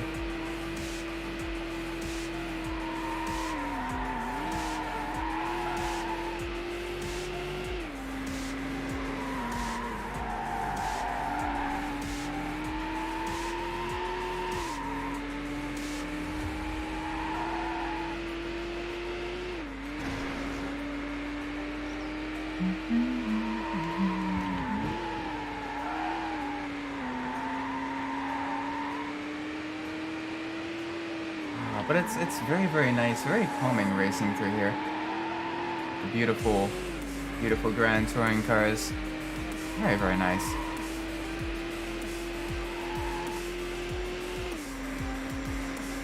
You can hear what sounds like maybe a rattlesnake? I'm not sure what that is. But I enjoy the different ambience that they add at different parts of the tracks. That kind of brings them, you know, adds a bit more life to them. It's very, very nice. Very, really cool.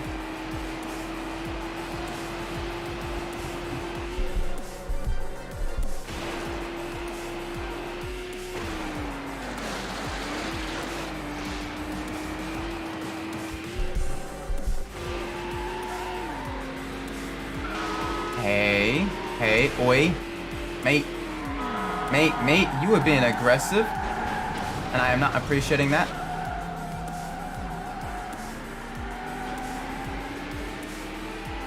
Alright, let's make sure we get those places back.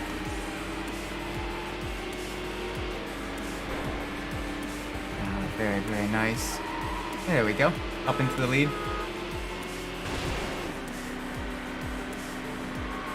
And it looks like, provided nothing changes on these last couple of corners,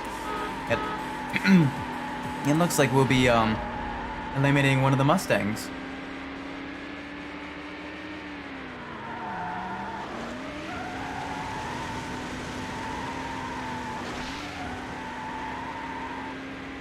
Yep, we will be. Alright, one of the Mustangs is going bye-bye. It'll be 2 Aston Martins, one of the Mustangs in the final, the semi-final race. Definitely going a little bit slower than the Mustangs in terms of lap pace, though, when we did this previously.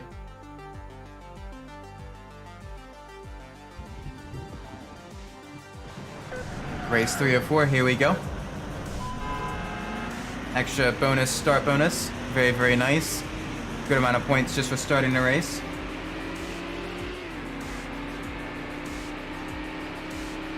Let's make sure we vanquish all the other rivals.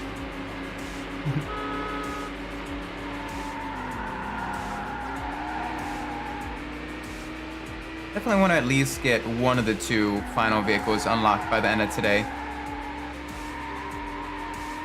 And then we can finish. We can have a good chance of finishing up the other one, getting the final car unlocked next Saturday. Maybe. I'm looking at the time and the rate at which we're gaining these points, and it is definitely taking a little while to gain these final million points. That's okay. I get to enjoy playing this game for just a bit longer. I always enjoy playing through Need for Speed Hot Pursuit 2. It's a very, very fun game. Very, very enjoyable. A lot of beautiful cars, beautiful scenery. Very nice. It's sort of the last of the really, really, like, the first generation, the first guard of Need for Speed games, where it really kind of focuses entirely on just, the beautiful, the very, very beautiful cars, and why you should care about the cars as well, with the vehicle descriptions and all of that stuff. Granted, the tuner era is also really, really cool, because that's when it kind of became a bit more cinematic, a bit more, high intensity, constantly on the limit. And then in 2010, it kind of changed things up a bit more. And I went back to I definitely think 2010 was a Hot Pursuit 2010 was a very, very good game. And I think if it didn't have Break the Drift, it would have been even better. Because with that one, it was very, very, very fun. Very,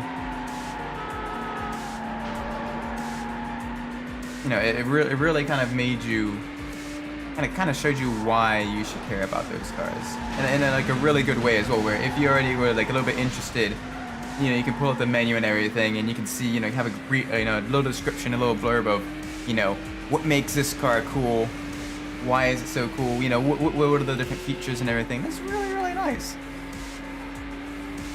And I had such a good variety of vehicles as well.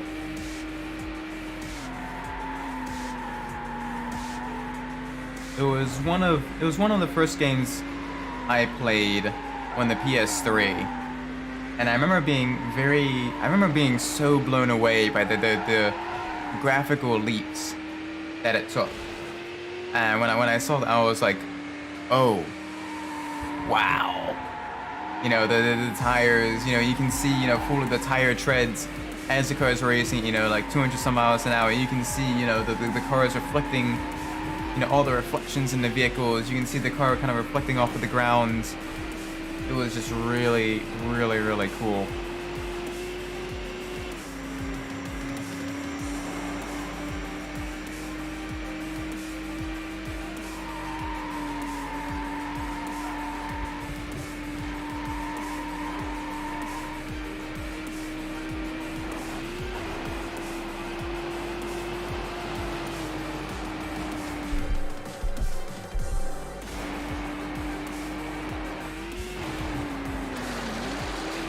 Yeah, the seventh generation of consoles really kind of were the last consoles, I think, to really kind of make a massive graphical leap compared to the predecessors. Like if you compare PS4 games to PS3 games, there isn't nearly as much of a difference compared to like a PS3 and a PS2 game, or a PS2 and a PS1 game.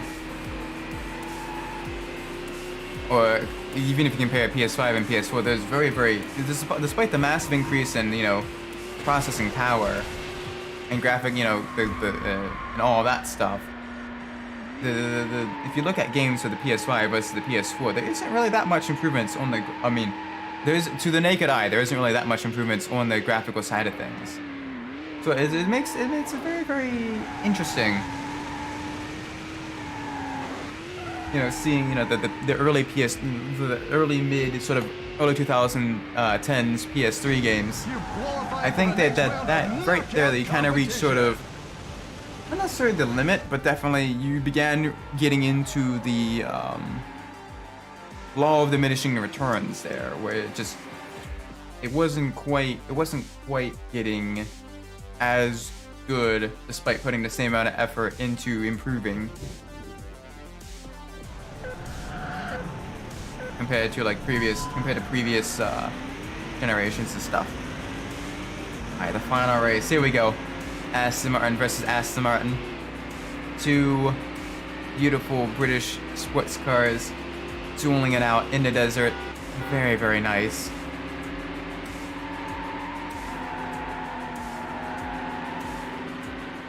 Very beautiful cars.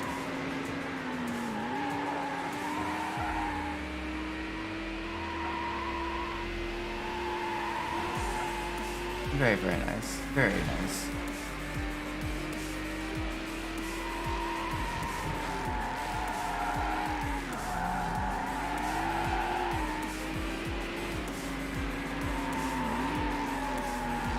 Hi there, you gonna try to run me off the road?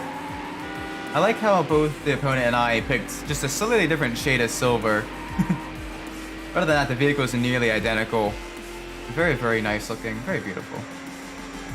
Let's take the shortcut this time. Get a little bit of air time. Get a little bit more points. That definitely help us. There we go. An extra 250 points. Get us just a little bit closer towards unlocking the final two cars. Another 200 points there.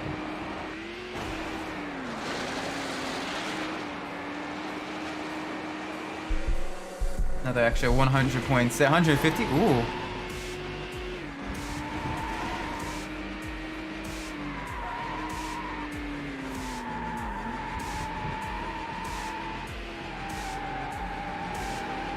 Hi there.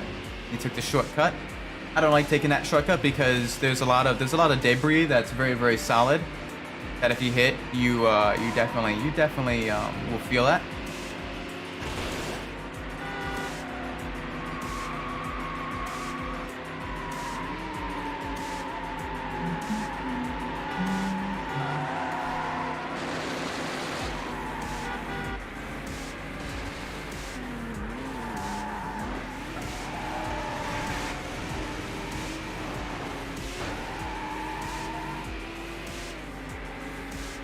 I also always enjoy watching for like GT3 and GT4 racing and everything.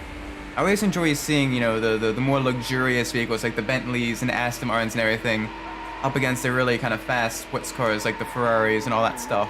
It's really, really cool seeing them compete. Much larger vehicles and seeing them still manage be very, very competitive on the track.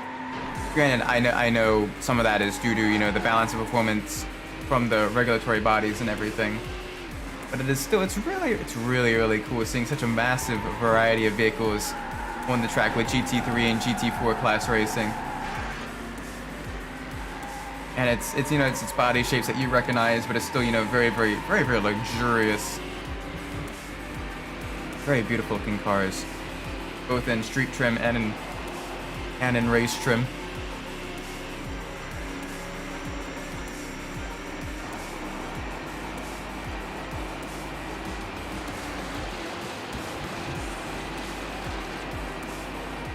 I'm definitely looking forward to the new. Ooh, definitely looking forward to the 2023 IMSA season. I did watch the 24 Hours of Daytona earlier, and oh, it was so much fun. The LMP2 class came right down to the wire, where you have two drivers, or the two groups of drivers, two teams, two vehicles, all racing for over 24 hours. Trying to race as consistently as possible through pit stops, through passing, getting past and passing, the faster and the slower, getting passed by the faster, GTPs, and getting past and passing the slower LMP3s, GTD pros, and GTD amateurs, and kind of weaving your way through the traffic and everything. And even despite all of that, they managed to finish, under a second, within a second of each other on the final lap, with the last lap pass as well. Is so cool. That is why I watch motorsport, is to kind of see, those close finishes, the hard fought battles that could go all the way to the end. It is very, very nice. You've got a top time for this track. Nice. There we go. Return to the championship. Very, very nice. That should definitely get us a little bit closer towards unlocking one of the vehicles. Alright, back to Hot Pursuit. Let's go to Ultimate Racer here. Let us pull up the random number generator. Let us see. Event 32. Alright. We'll be racing a beautiful Ferrari 360 Spider.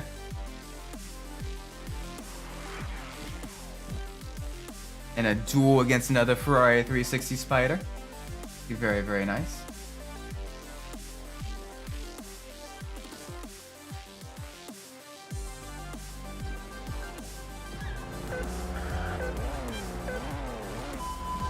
There we go.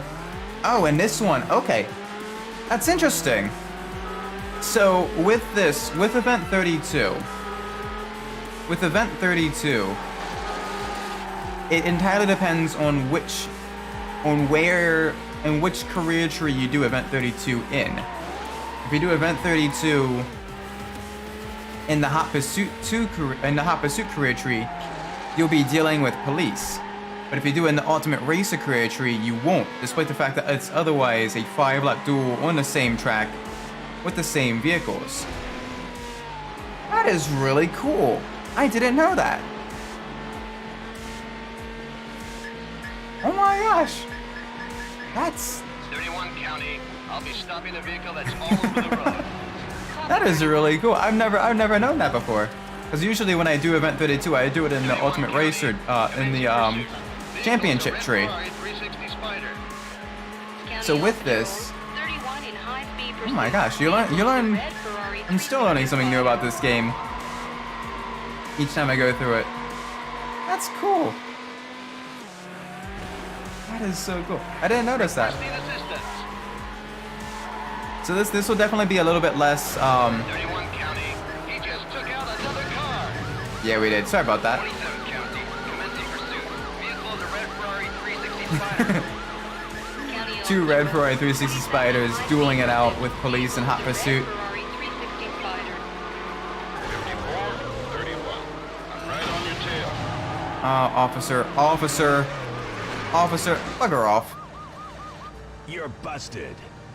Yeah, okay. That's bad. Alright, let's get back up with the other Ferrari. We still have some time to catch back up. That was a mistake on my part. That's fine. That's alright. It's okay. But it is cool seeing the difference.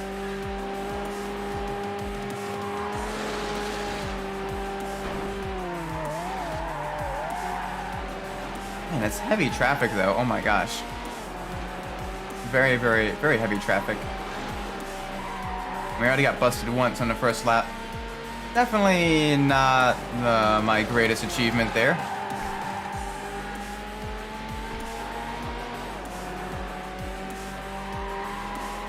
Thankfully, the game is allowing us to catch back up to the lead Ferrari without any more police resistance.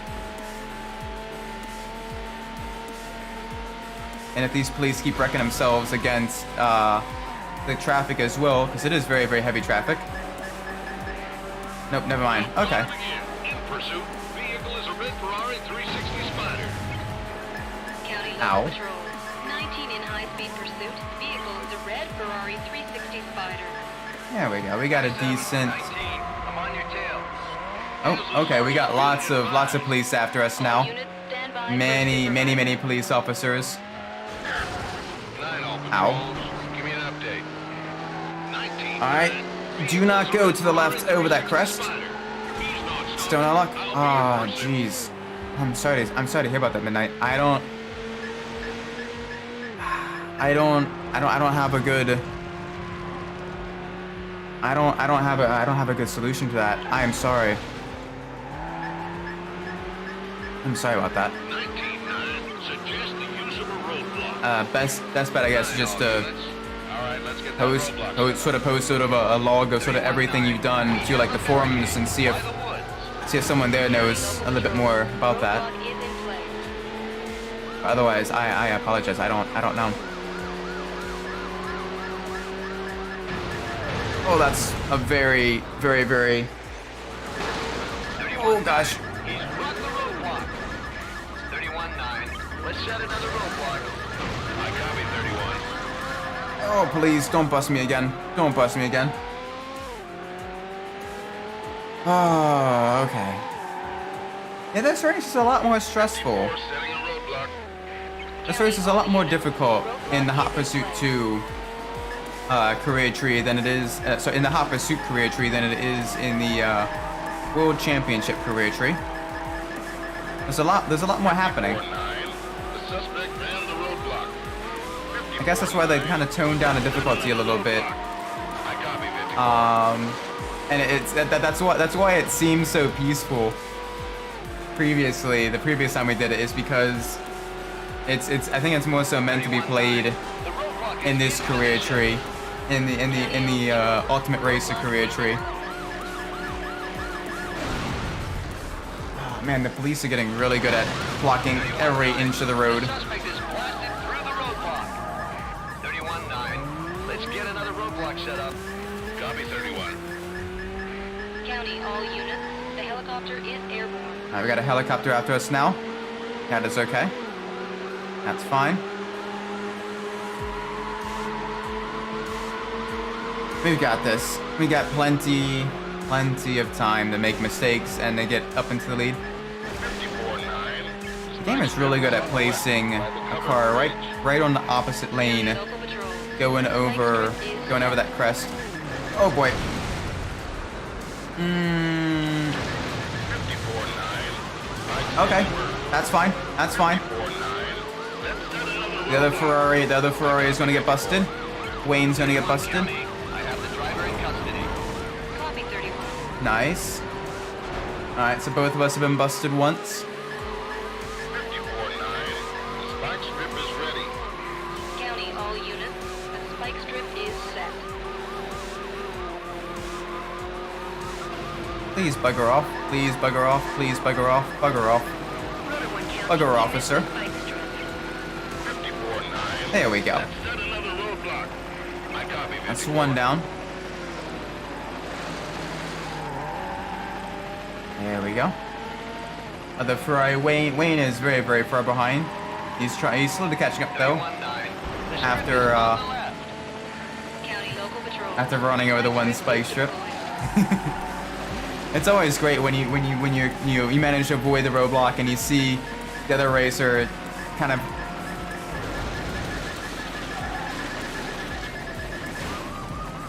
You're busted. Never mind. Gosh, that's dreadful. Alright, that's a second bust.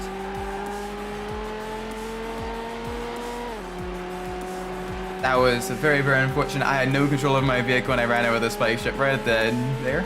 The missile spike ship combo was very, very effective at taking me down. Hi there. 54 County. He flew through the radar. He's going 140 plus. County All Patrol, 54 attempting to overtake a vehicle. Oh gosh, there goes the taxi. That was fun. I mean, probably not fun for the people in the taxi, but you know. 31, 54. I've got your 6. Let's avoid there. Okay, no cars coming over the crest. That's good. Use the truck to help us turn in. Even better. Really kind of use this to our advantage. Use traffic to our advantage as well. Really kind of push through. Hope the police can kind of get caught up on some stuff. I was really hoping you would crash into. Nine local patrols. Really hoping you'd crash into that box truck. 19-9. We have the roadblock in place. It's near the woods. I got Wayne just behind us. Roadblock is in place. 27 County. Commencing pursuit. Alright. Vehicle is a red Ferrari 360 Spider. County Local Patrol, 27 in That's high-speed decent. pursuit. That's Vehicle is decent. a red Ferrari 360 That's Spider. less decent. Wow. Okay. He's run the roadblock. Come on, gotta go. Come on. Let's go faster. 27 is setting a roadblock. County All Patrol, roadblock is in We got one more lap to really kind of pass Wayne. Come on. Alright, good. We can pass here. 27-9. Yeah, this event is a lot more difficult in Hot Pursuit 2 mode. Try setting another roadblock. Sorry, in the Hot Pursuit mode. 27. Very, very tricky. With the sheer amount of traffic, in the air. the traffic makes it very difficult.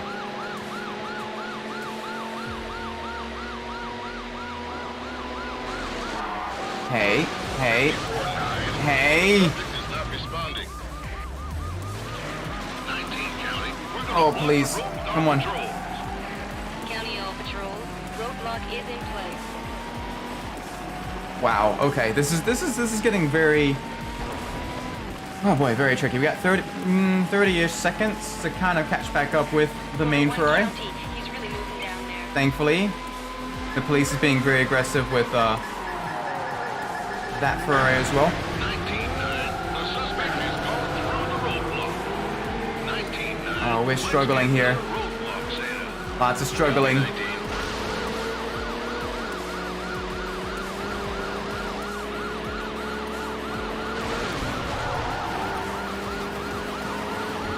Miss out.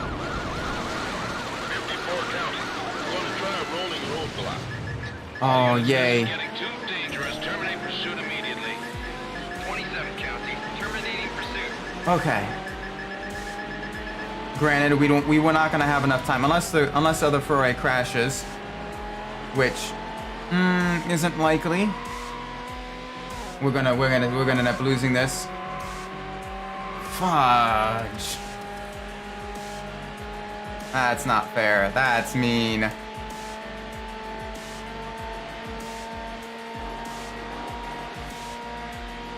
You lost the race. You still sound so excited about that. You failed. You failed. Congratulations. Oh my gosh. Oh well. We still managed to get a decent amount of points there. Oh gosh. Definitely a bit more difficult. Just a little bit.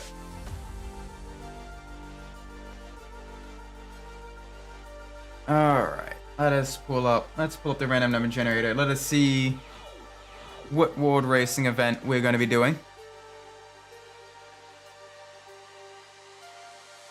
17.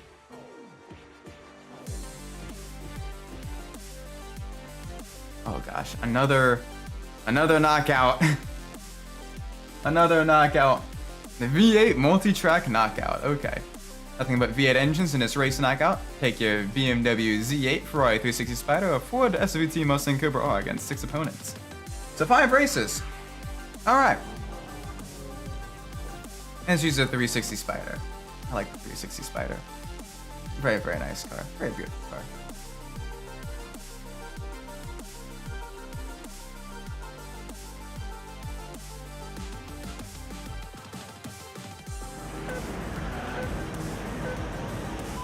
Alright, let's roll. Beautiful. Lots of topless roadsters. Beautiful cars. Already up to 10,000 points there. Very nice.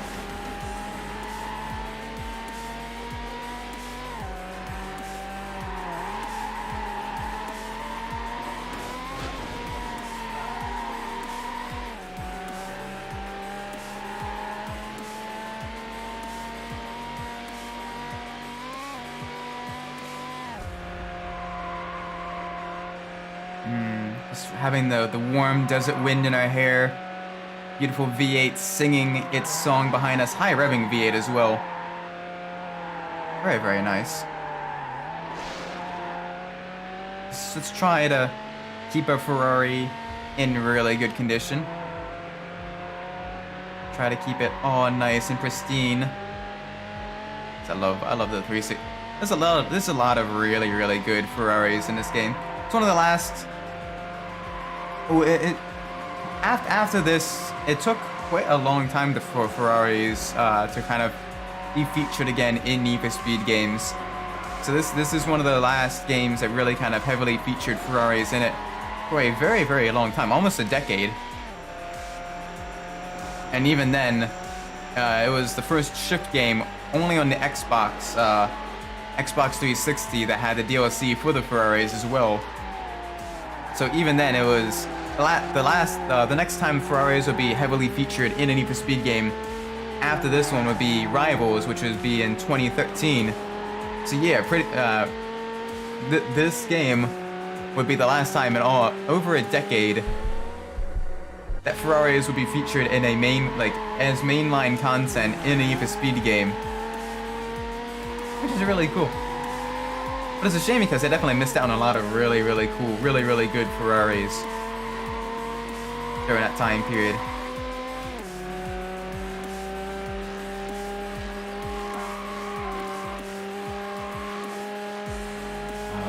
It's a beautiful car. We led the first lap. Very nice. Oh, had a little bit of collision there. A little bit of a dent, a little bit of a speed impulse.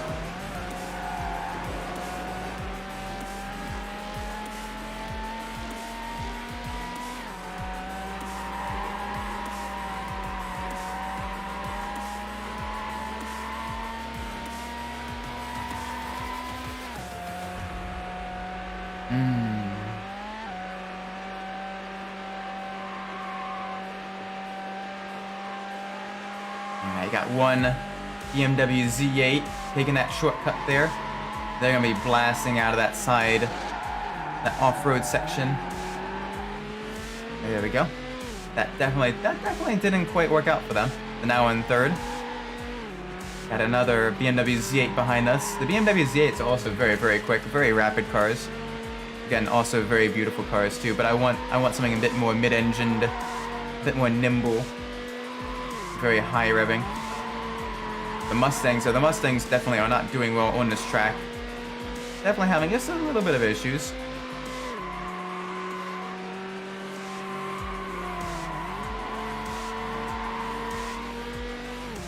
Well, that is okay,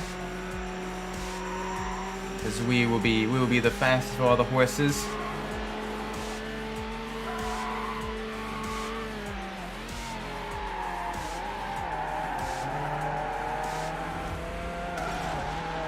I say that as I look away for just a split second. Keep your eyes on the road, Isaac. Very, very, very, very poor driving here. I apologize. We've cracked our front windscreen.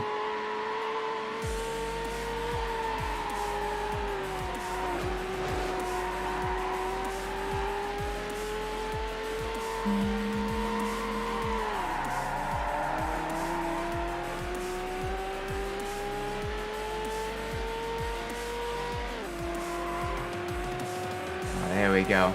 There's the finish line. First race about to be done. Beautiful. Yes. Qualifying for the next round of knockout competition. Beautiful. Yes. Next race. Here we go. Let's see what it is.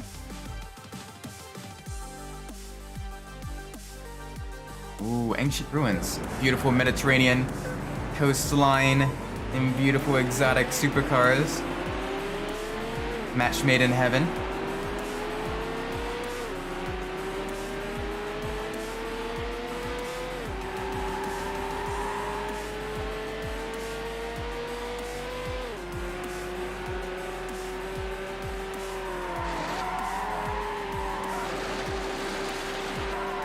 Oh, very nice. Let's use the marina. Let's cut through the marina, get a little bit of a shortcut, get a little bit of airtime as well.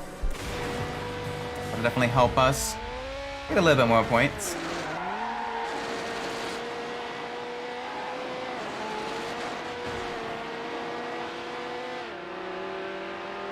Hi there, you're right behind me.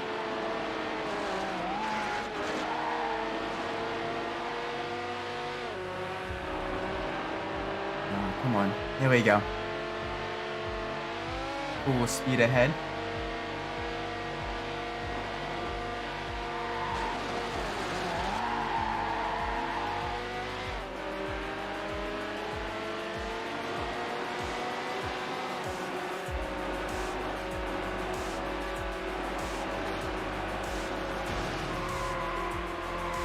Hi there. Oh boy. Little bit on the steer on that corner. Another Ferrari just to our inside. Two beautiful Ferraris dueling it out on the Mediterranean coastline. Very nice. Very beautiful scenery, beautiful cars.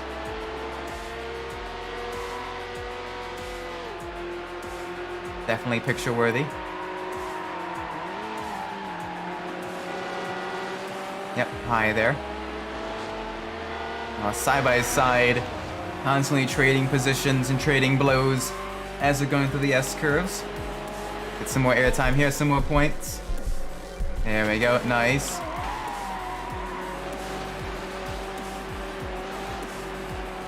Very, very nice. Alright, let's keep going, let's keep pushing. Another nice amount of airtime. More airtime here. This will be close to an extra, almost an extra 1,000.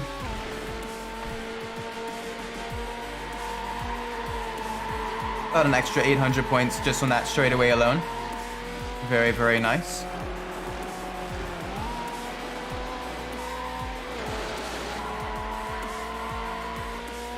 Very good. Alright, final corner before the end of the first lap.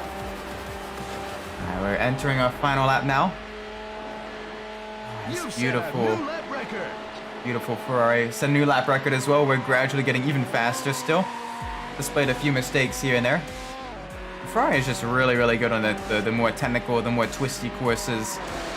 Doesn't quite have the speed on the straights as the Z8 or the Ford Mustang, but it is really, it's got that handling though. It handles beautifully.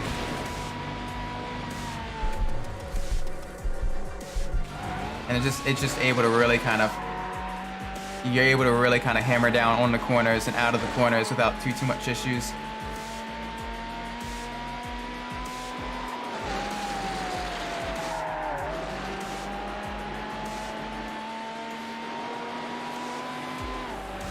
Nice.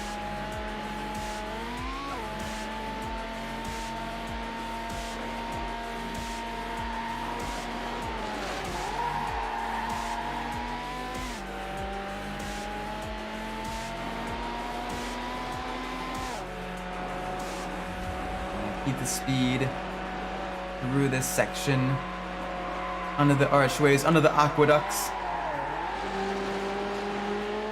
And at least I think the aqueducts.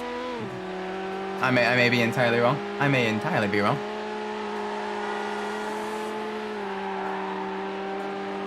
But it appears to be aqueducts, so I'm going to call them aqueducts.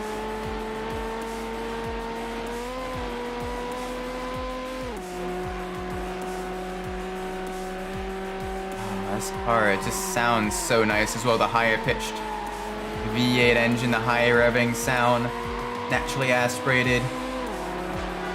And I love the slight echo you get each time you go under the archways. The slight reverberation. The sound design of this game, for it being a 2-decade-old game, is really, really nice. It is a very, very great sounding game. Everything from the coarse ambience to, you know, the sound of the echo of the vehicles as they enter the tunnels. Very nice. The shame our vehicle is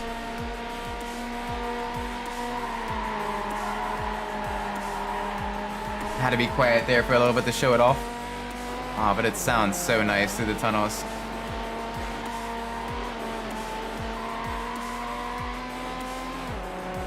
It's just a very, very good game. I enjoy this game quite a bit. And there we go. You qualify for the Next round knockout. competition. Good job. Alright, next race. Here we go. Let's see what we're able to do.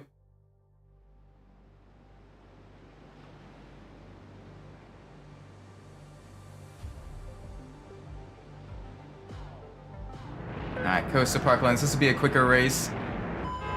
Beautiful Pacific Northwest. More coastline racing. This time through the forested sections. Very, very beautiful. It's a very, very fast car.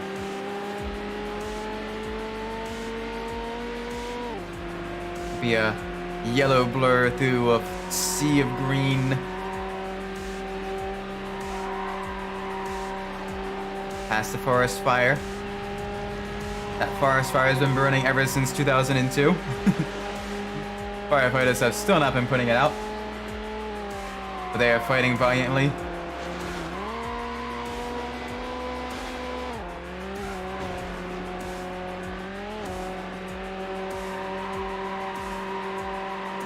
Oh, and the reverberations through the tunnel, it sounds so nice.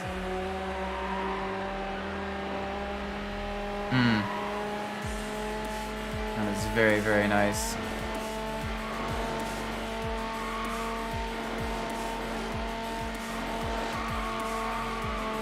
Let's catch up with the Z8, get a little bit of airtime here. And we can see out onto the water, all the boats, all the little and big boats.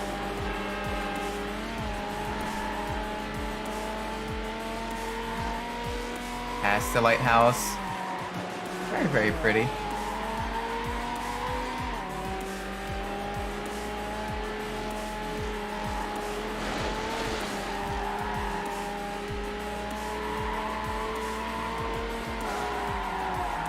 Oh boy, easy. A little bit of understeer through that corner. Gotta watch it. It does get tighter towards the corner exit. But first lap is led. Very good. Getting an extra 1,500 points there. So make sure we lead the final lap as well, so we get some extra bonus points. We should only be about 100-ish thousand points away from the unlocking the semi-final vehicle. We'll be getting really, really close soon. Oh man, this Ferrari is so nice. Such a gorgeous car.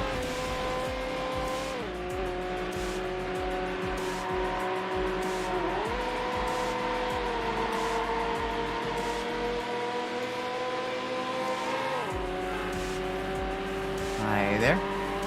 Hey. Hey. Hey there. Don't do that.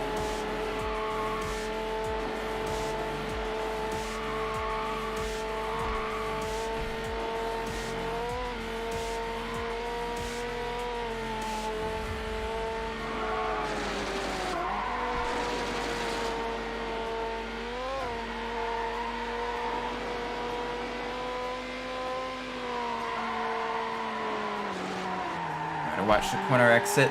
Make sure we don't understeer out of there. Alright, final couple of corners. And then there'll be 3 races left in the knockout tournament. Make sure we win this one. Coming to the line. Z8 just behind. You Nice. qualify for the next round of knockout Very, very competition. nice. Beautiful. Wayne in the SVT Cobra R. That's the last of the Mustangs gone.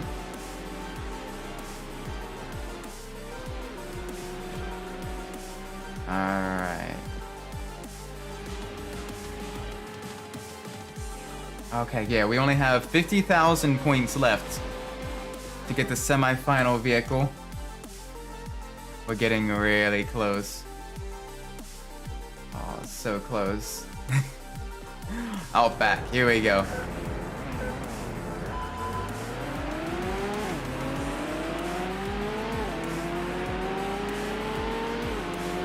Back to the desert. Making a commotion outside of the military base. Thankfully it is very overcast, so we don't have to worry about any sunburn.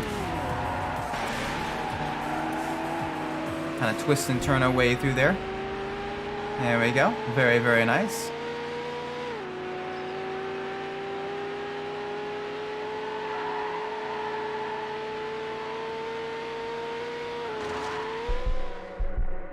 Oh boy. Very sideways over the turn there. Very, very sideways over the jump. Let's make sure we don't do that again. Let's keep our Ferrari nice and pristine. Very, very beautiful. Alright, to be tap of the brakes, get it slowed down just a little bit so we don't crash into the roof of the next tunnel. There we go, nice.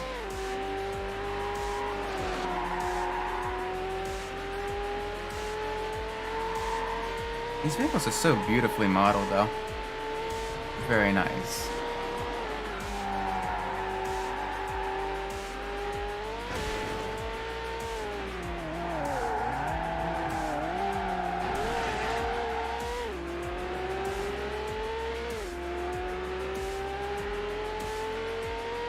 Past the wind farm.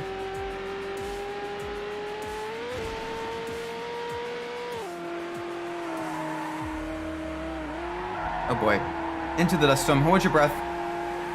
The poor interior of our car is going to be absolutely filthy going through that.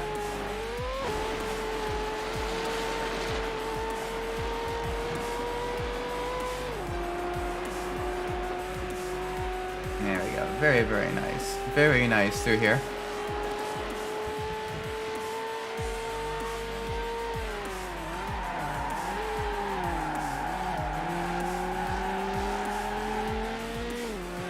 Let's pick up the pace again. More speed. Very, very long straightaway into a heavy braking zone. Tight little loop here, right-hand loop.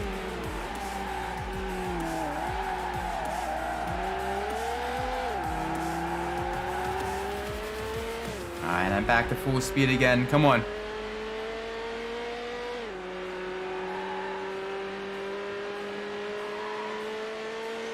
Nice, first lap done. This should definitely get us just a little bit closer to the 4.5 million needed to unlock the semi-final vehicle.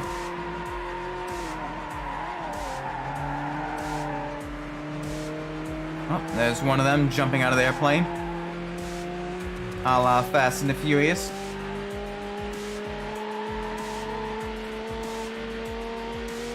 Hi there. Two beautiful Ferraris leading in the desert. Yeah, we definitely had the best choice with the Ferrari, I think. Definitely picked a good vehicle.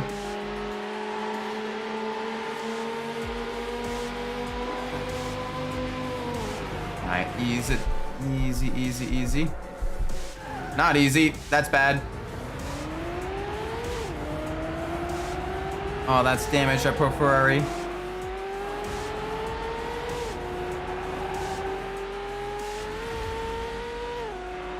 That's damaged our poor little Ferrari.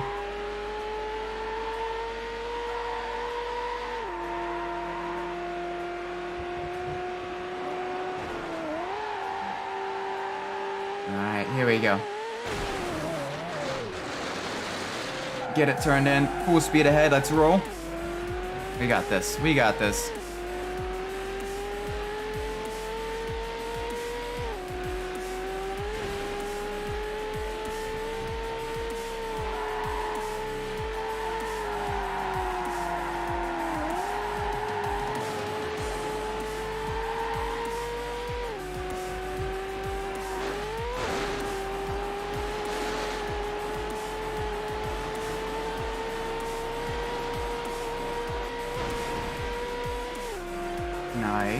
Very, very nice. Alright, final couple of corners. This race is slowly coming to an end. And then there will only be 3 drivers left. 2 more races. And we'll have to see who is the fastest of the drivers.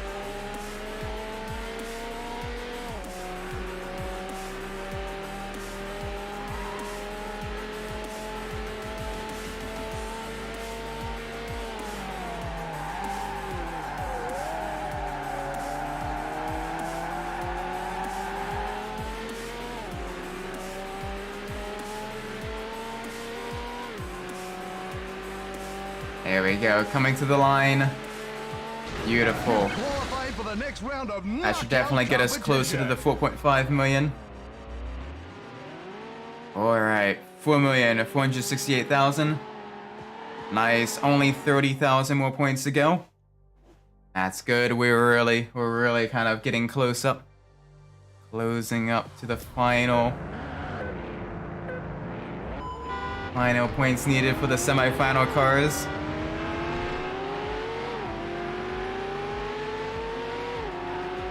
Oh, back to the Mediterranean, this time at sunset.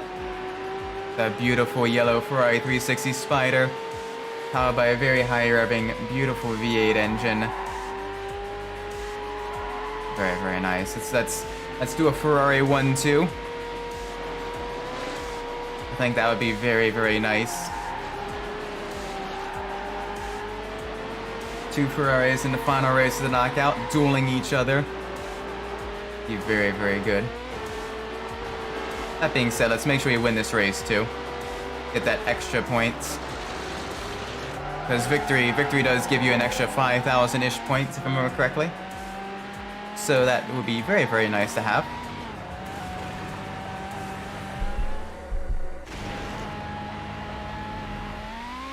Oh, lots of airtime. Lots of airtime.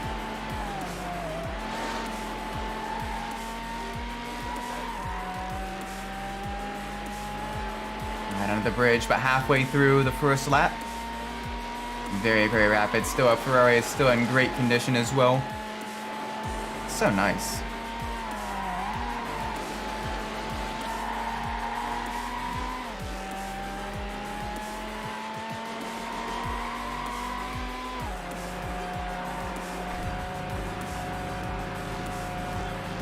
Some more airtime here, get some more points.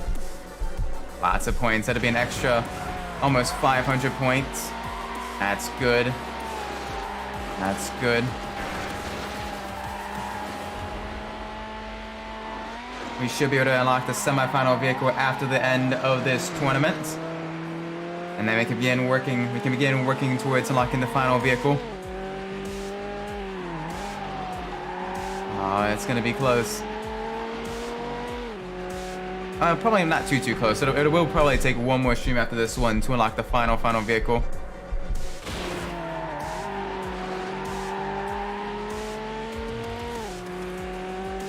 But oh boy, we're definitely making progress. All right, one more lap in this semi-final race. Past the village. Get them a good look at our beautiful supercars. So nice.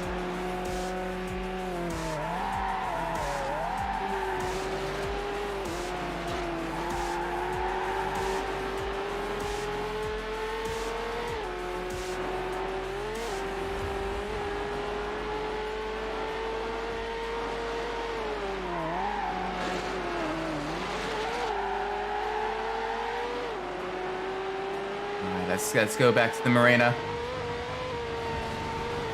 One thing I do like about the Hot Pursuit 2 though, compared to Hot Pursuit 2010, is there's still a decent semblance of civilization in Hot Pursuit 2. Like, you're racing past a decent amount of houses and stuff like that. You do have a sense that this is an area that's actually lived in. Whereas in Hot Pursuit 2010, like, there's like a farm, there's like a boardwalk, and there's like an observatory, and like there's a few other like small houses here and there. But very rarely is there actually any buildings that like people would live in. which is a bit interesting. I definitely think they should have sort of increased the housing density in Seacrest County a bit, so that, you know, you do get the sense that, you know, this is an area that actually kind of feels like it exists. Because otherwise, if we're not really that, you know, if they're not really endangering the populace that much, or if there isn't a populace to endanger, and why have all this money? Why have all this pursuit tech for enforcement of, you know, enforcement of the ban of street racing? I definitely think they should have added more houses and stuff. Just, you know, on the mountains, you know, on you know, the side of the hills and everything. Just to kind of add a little bit of, yeah, this is a place that could feasibly kind of exist-ish.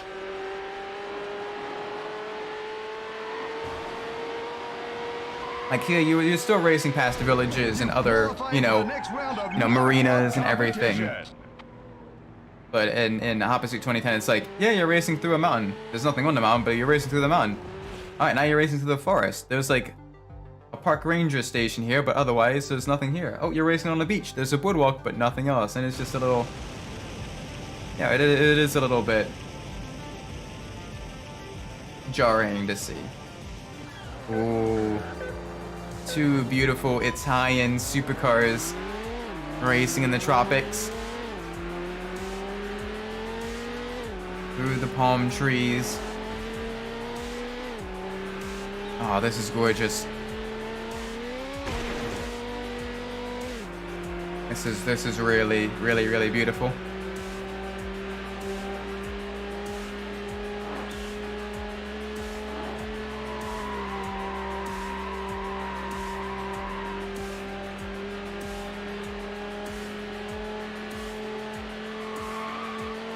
Through the S-curves, the little tippy taps left and right. Oh, so nice.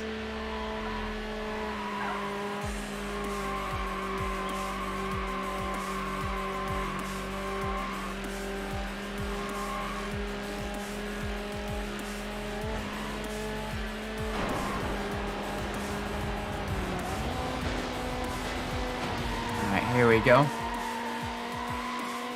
Keeping that pace up.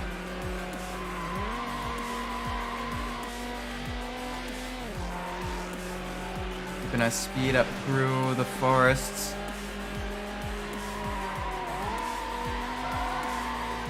This is definitely one of my better tracks, and definitely one of my favorite tracks as well. It's just very, very, very beautiful. A lot of scenery. You know, very, very, very nice. You got the waterfall, you got the forest, you got the beach section. Like, it's just very, very, very nice. And it's got a lot of high-speed sections, but a couple of twisty, tricky bits as well. They did a really good job with creating this course.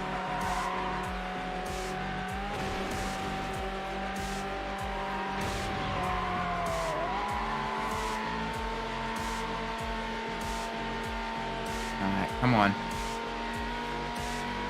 Let's keep up the pace.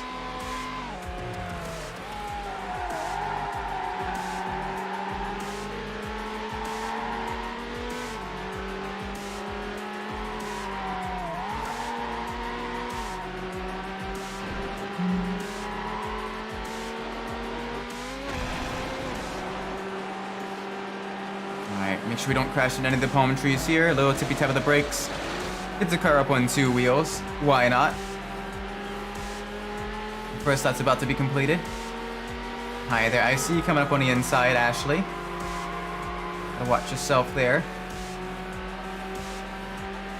Oh, these cars are so beautiful. Weaving between the palm trees.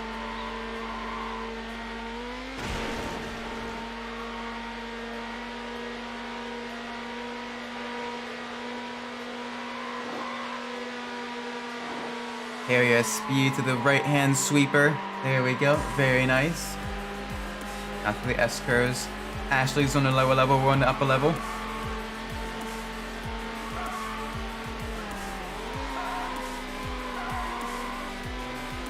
Had a little bit of a mistake there. That is okay.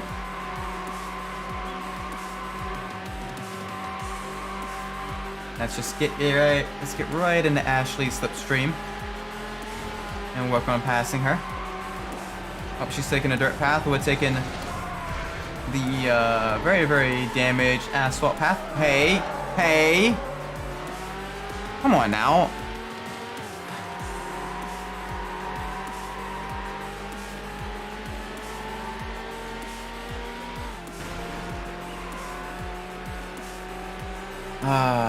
Alright. Better. That's much better.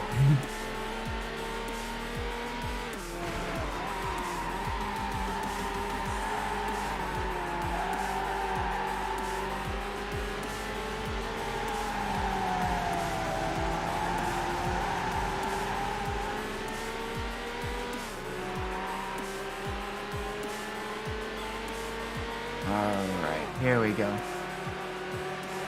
Final couple of corners in the final race of this tournament. Working our way back around to the start-finish line. But we will be the last driver remaining. Hopefully.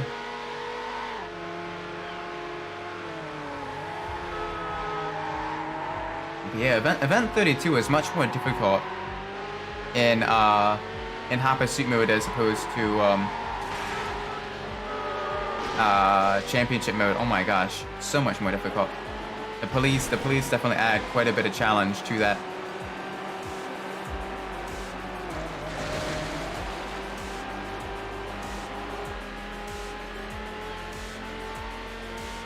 There you are. You're behind me still. Let's make sure you stay behind me.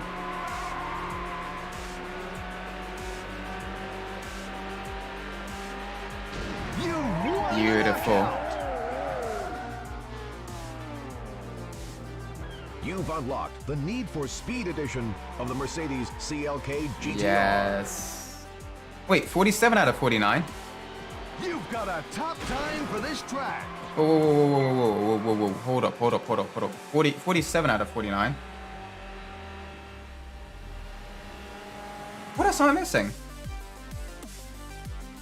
47 out of 49. 47 out of 49. Hang on a second.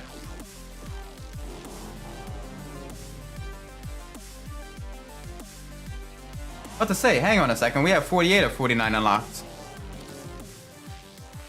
The game was just a little bit bugged. Okay. Yeah, here's the new Speed Edition of the McLaren F1. It's got the the pearlescent paint. We may as well go through some of these while we're here.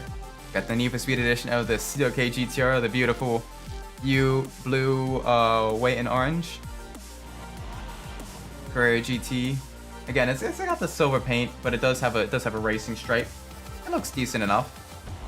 The 911 Turbo with the wild, very, very wild graphics. Murcielago with the beautiful pearlescent lime green. The Diablo with the pearlescent orange. Ferrari F50 with the pearlescent pink. The Viper with the tribal, or the striped graphics on it. Very, very nice.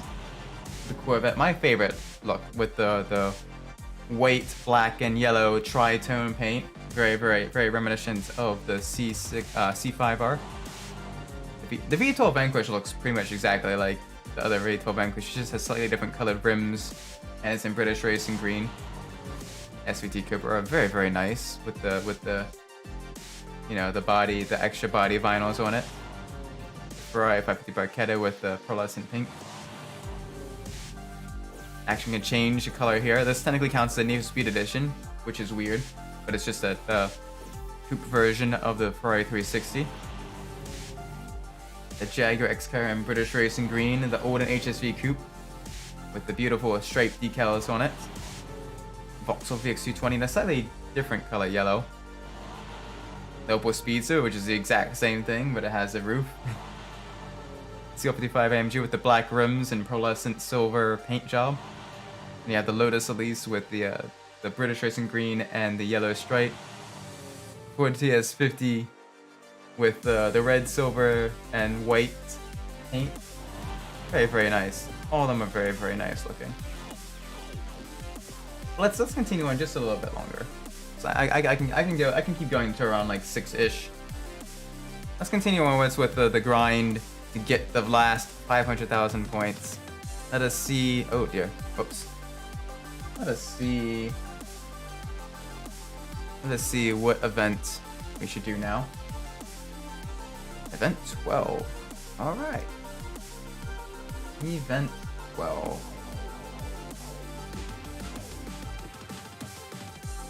The Ancient Ruins Lap Knockout. Take on 3 other drivers in this lap knockout at Ancient Ruins 2. Choose between the BMW M5, the Jaguar XKR, and the HSV Coupe GTS. Remember, last place car on each lap gets knocked out. Let's use the XKR. Very, very nice vehicle. Get it in the bright red as well.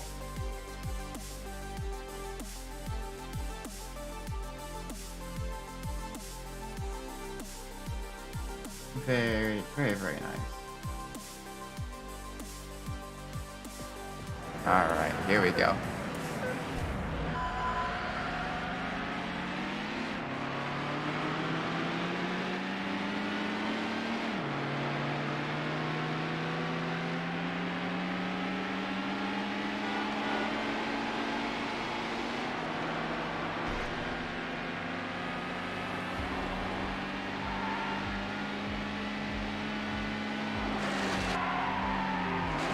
Alright, up into the lead past the BMW M5. Very, very quick. The beautiful V8 engine in the Jaguar XKR. Very, very fast. 28 County, attempting to stop a vehicle at a high rate of speed. Oh boy. County All Patrol, 28 attempting to overtake vehicle. I got just a little bit, Copy 28. a little bit squirrely there. 27 County, commencing pursuit. Vehicle is a black BMW M5. Oh, come on, officer. 27 in high-speed pursuit. Vehicle is a black BMW M5. I'll take it. Copy 28. Hey, I'm not sideswiping you. In pursuit. Vehicle is a silver Jaguar. You keep hitting me. County Local Patrol, 19 in high-speed pursuit. Vehicle is a silver Jaguar XKR. I actually enjoy the sports coupe class as well. It's a very, very small class. So there isn't a whole lot of events for it. The vehicles themselves are just fast enough to kind of be dangerous, Copy 28. but slow enough to kind of be enjoyable to drive as well. 31 County. And I think it's probably one of the better balanced classes. It's near the lookout. County all units, roadblock is in place. It's a very, very, plus the cars themselves. Even the XKR, the XKR hasn't aged nearly as well as the other 2 vehicles in the class, but the XKR also still looks very, very nice. Alright, past the roadblock. 31 Extra County. 500 points Suspect there. has evaded the roadblock. 31 County. Permission to set up another roadblock. Copy 31. County all units, the helicopter is airborne. I got a helicopter now as well. Yep, just amp up the intensity. We got this.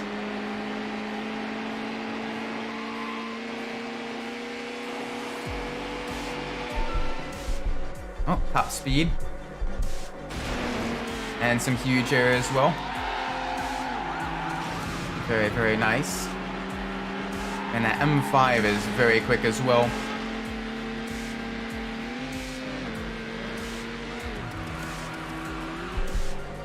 Oh, our poor Jaguar is already damaged. It's a wounded little kitty cat. 27 is setting the roadblock. You picked a very bad spot for that roadblock, officers. Because there's a shortcut that'll allow me to just go right past it without losing any speed. You did a very poor job there. You should feel ashamed of yourself. Vehicle drove around the roadblock. 27 County. Let's get another roadblock set up. Copy 27. Nice. Alright, next lap. First lap done. First racer eliminated. That's gonna be that Holden HSV Coupe. Poor Ashley. Go to 1 County. The subject is not slowing down. Alright, barrels. Lots of barrels. On your tail. Oh, there goes our car. Alright, heavy amounts of damage. 27 County. The roadblock is in place. County all patrol, roadblock is in place. Oh, heavy damage.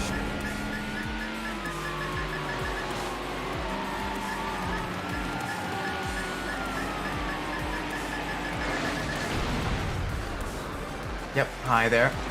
28 County, I'm out of it. 31, 28. I'm on 'em. 27 County. Let's Oh, boy. suspect is run the roadblock. 27 Come on. County. Permission to set up another roadblock. Alright, there we go. That'll slow you down a bit. Way too many barrels, way too many barrels. Okay, come on. Way too many barrels.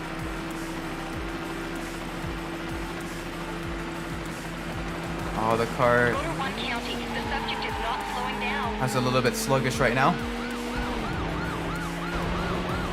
There we go, a little bit faster now. But the poor engine is heavily damaged. Everything in the vehicle is damaged. Attempting to lose me. Copy 31. The vehicle's pretty much at its Right strip is on the left. about as damaged as it's gonna get. County, all units. The barrels Right strip is set. barrels damage occurs so much. It does make it a little bit difficult to evade the police. Yep, let me bust through. Rotor 1 County, he avoided the spike strip. 19 Very, County. very tight there. Permission to set up another roadblock. And then more barrels. 19.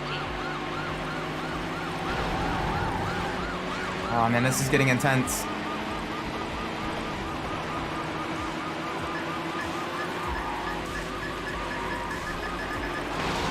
Good. Two for the price of one. Very, very nice. Oh, we got missed out though. Alright, come on. Come on, we've got this. We got this. Rotor 1 County, approaching the canyon.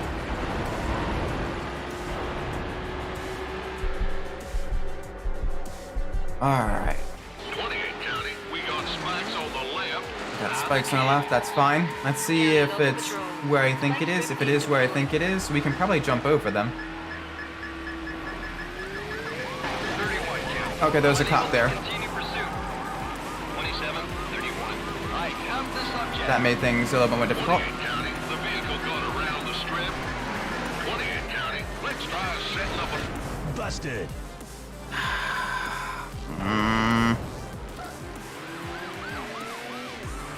Oh, that's gonna make things difficult. Thankfully, second place is also having issues. Last thing we need is to be eliminated on the second lap. Come on, we got this.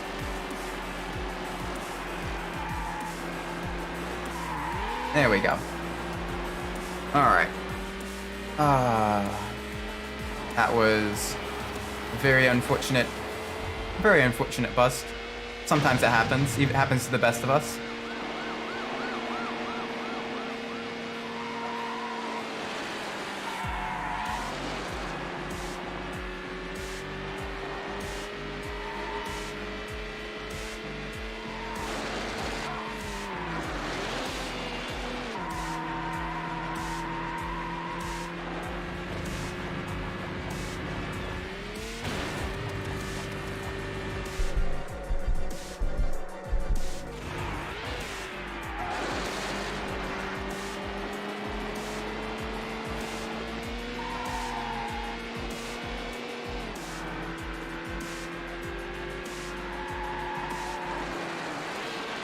Come on, here we go.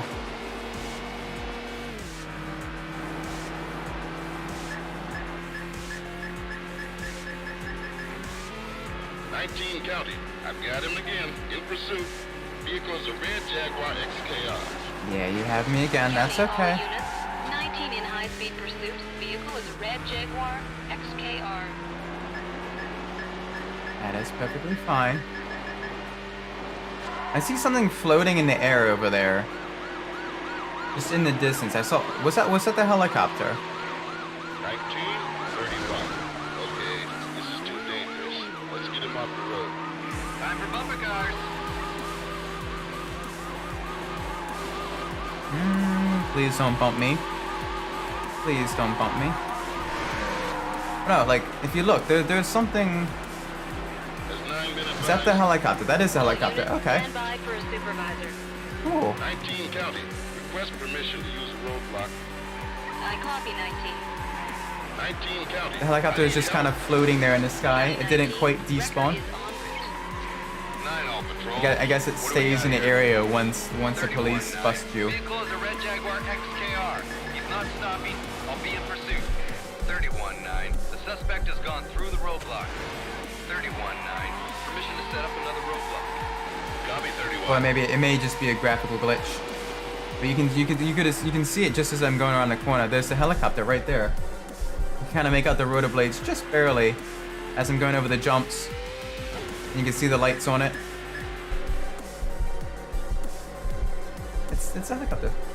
Canada Barrels was still ones to watch. I'll be secondary. Yeah, I wonder 19-9. if that's a bug or if that's a feature. County all patrols.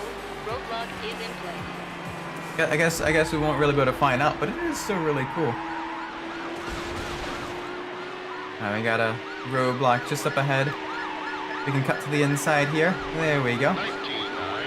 The suspect ran the roadblock. And across the line. I copy 19. Very nice. Very, very nice.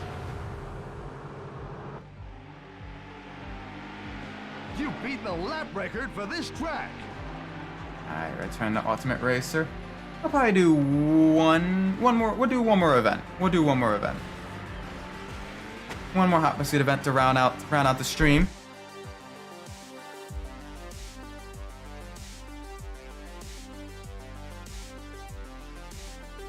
We'll do one more event. So let's get the random number generator back up. See what event we do. 21.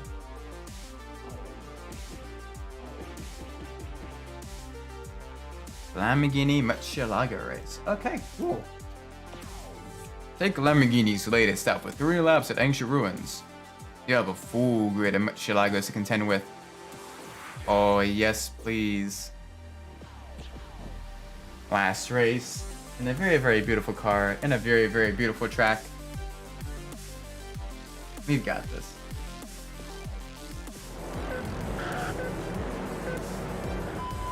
Oh, so many cylinders, so many V12s here. So much collective horsepower.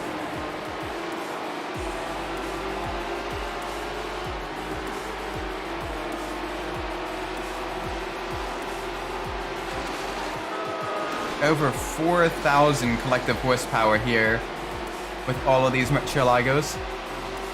That is a truly mind-bending amount of power.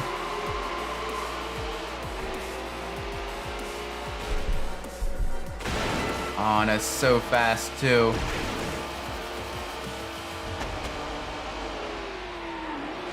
That's the car slowed down for the hairpin. Very, very fast 3-lap race.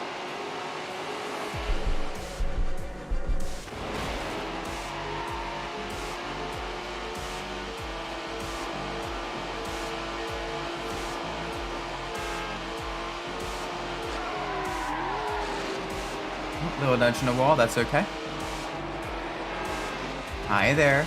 You can be patient. You'll be right behind me. It's okay. Second place is still acceptable as well. Hold your horses and hold your bulls. Oh, the Murcielago sounds so nice in this game.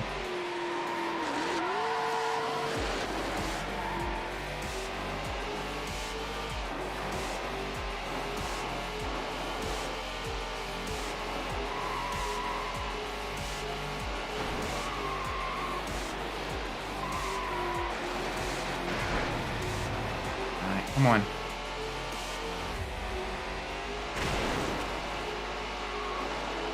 Very nice, very smooth through here. Just make sure we keep our speed up very, very high.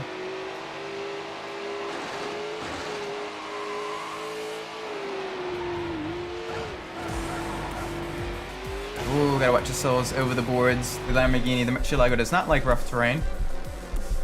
It's a little bit squirrely there. That is okay. That's so fast. It handles beautifully as well.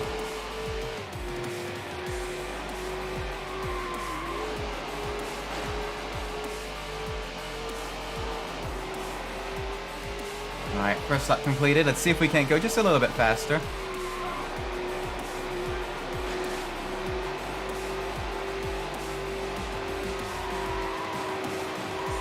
And back again to the left. Keep our speed up through these corners. Not that fast. Not that fast. That's too fast. Oh, that's going to give us some speed dimples. Going to give us some dents, some impromptu body work. Oh, poor thing.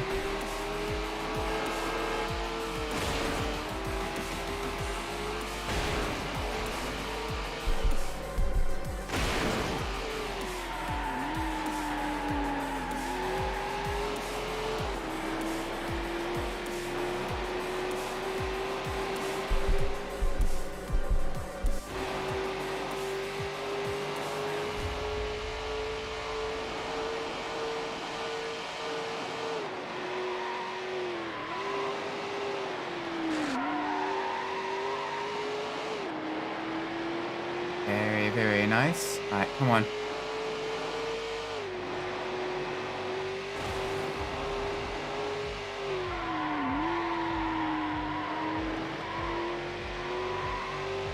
Come on.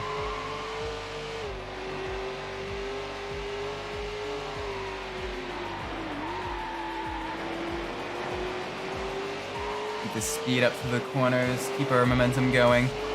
No collisions. Okay, some collisions.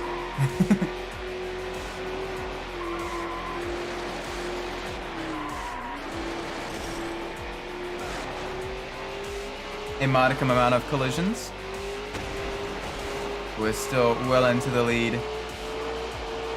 Ashley, yeah, somewhat close behind us, but not too close. Just enough to kind of, you know, be in the back of our minds.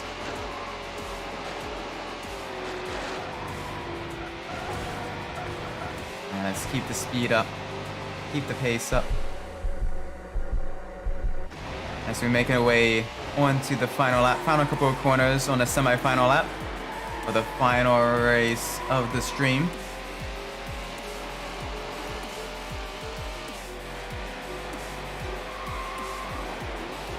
Very nice, very nice. And across the line. Not quite a fastest lap, but getting really close. We need to go just a little bit faster, I think. We can definitely go a little bit faster. We can definitely beat 230. Not like that. That is how you get slower lap times. Collisions with the wall are very, very bad.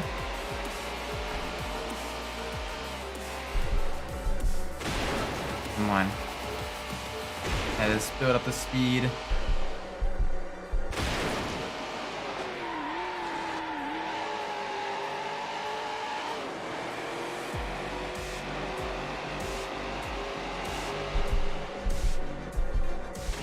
Yes, yes, yes, yes. Come on.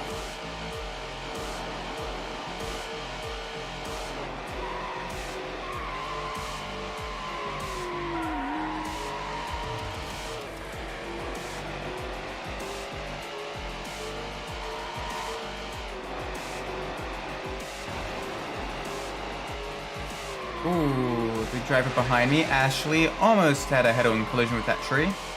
I just saw that in my rear view. Ashley, you need to be just a little bit careful there, dear.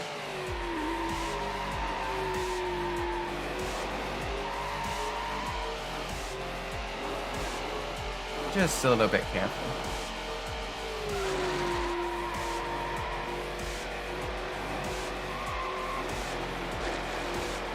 Alright, we got about a minute left in our final lap. Winding down the seconds, winding down a number of corners. The distance is rapidly clocking down towards the finish line.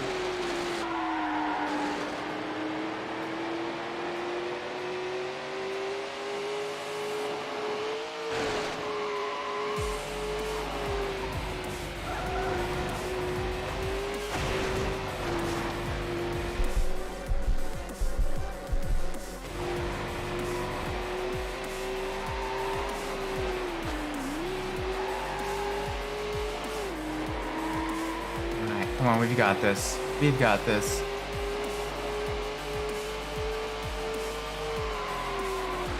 Final corner, final straightaway. Here we go. Yes. Yes. Beautiful.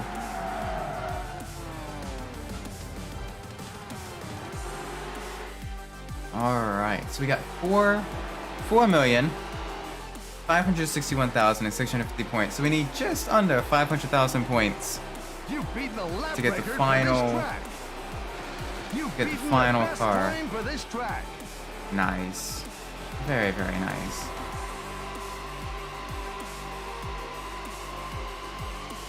Oh, that shouldn't have been going on for a while. I'm sorry. Normally, one, it's because I genuinely enjoy playing this game. And two, you know, with Saturdays, Saturdays are sort of my sort of very, very relaxed day where I don't really get to do too much and everything. Well, I don't necessarily need to do too much and everything. Compared to, you know, Sundays where I'm getting everything prepped for work. And then Fridays where every other Friday I have work as well. And then Mondays through Thursdays are very, very, you know, I got, you know, 10-ish hour shifts plus or minus, plus, you know, commute and everything. So it is, with those days, it's a much more shortage because with the crunch time at work and everything, I am a little bit tired, but I still enjoy streaming then too. But on the Saturdays, I kind of get to, you know, have the a little bit longer streams where I'm just, you know, enjoying get to kind of buckle down and enjoy the game I play. With that being said, though, I am gonna be ending the stream here. I'm gonna be getting dinner with the wife. A little bit later tonight, I'll be sure to post the stream schedule and everything, and do that stuff as well. So do keep a lookout. Tomorrow I'm gonna be streaming fully. Great stream today. Thanks so much, Brockers. Thanks everyone for tuning in as well. I always appreciate that. Tomorrow I'm going to be finishing up Car Mechanic Simulator 2015. Got the final 2 vehicles needed to fully tune. One of them is a 4-cylinder SUV, so I can't imagine that would be very, very quick, but it'll still be fun to test. And then after we complete that, we'll probably be moving on to Car Mechanic Simulator 2018 for the Sunday night stream. Regardless, though, probably gonna be ending it here. Thank you all so much for watching. If you enjoyed the stream, do be sure to leave a like, subscribe, let me know doing well in the comments below. If you dislike the stream, sorry I couldn't get to watch too much because I've been working on my PC. That's all right. Hopefully, able to get that fixed. I know PC issues are always very, very frustrating. But yeah, if you dislike the stream, do be sure to leave a dislike. Let me know doing poorly in the comments below as well. Thanks, Essence. Thank you all so much for tuning in.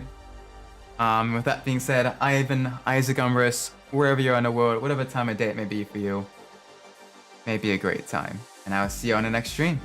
Take care, everyone. Bye!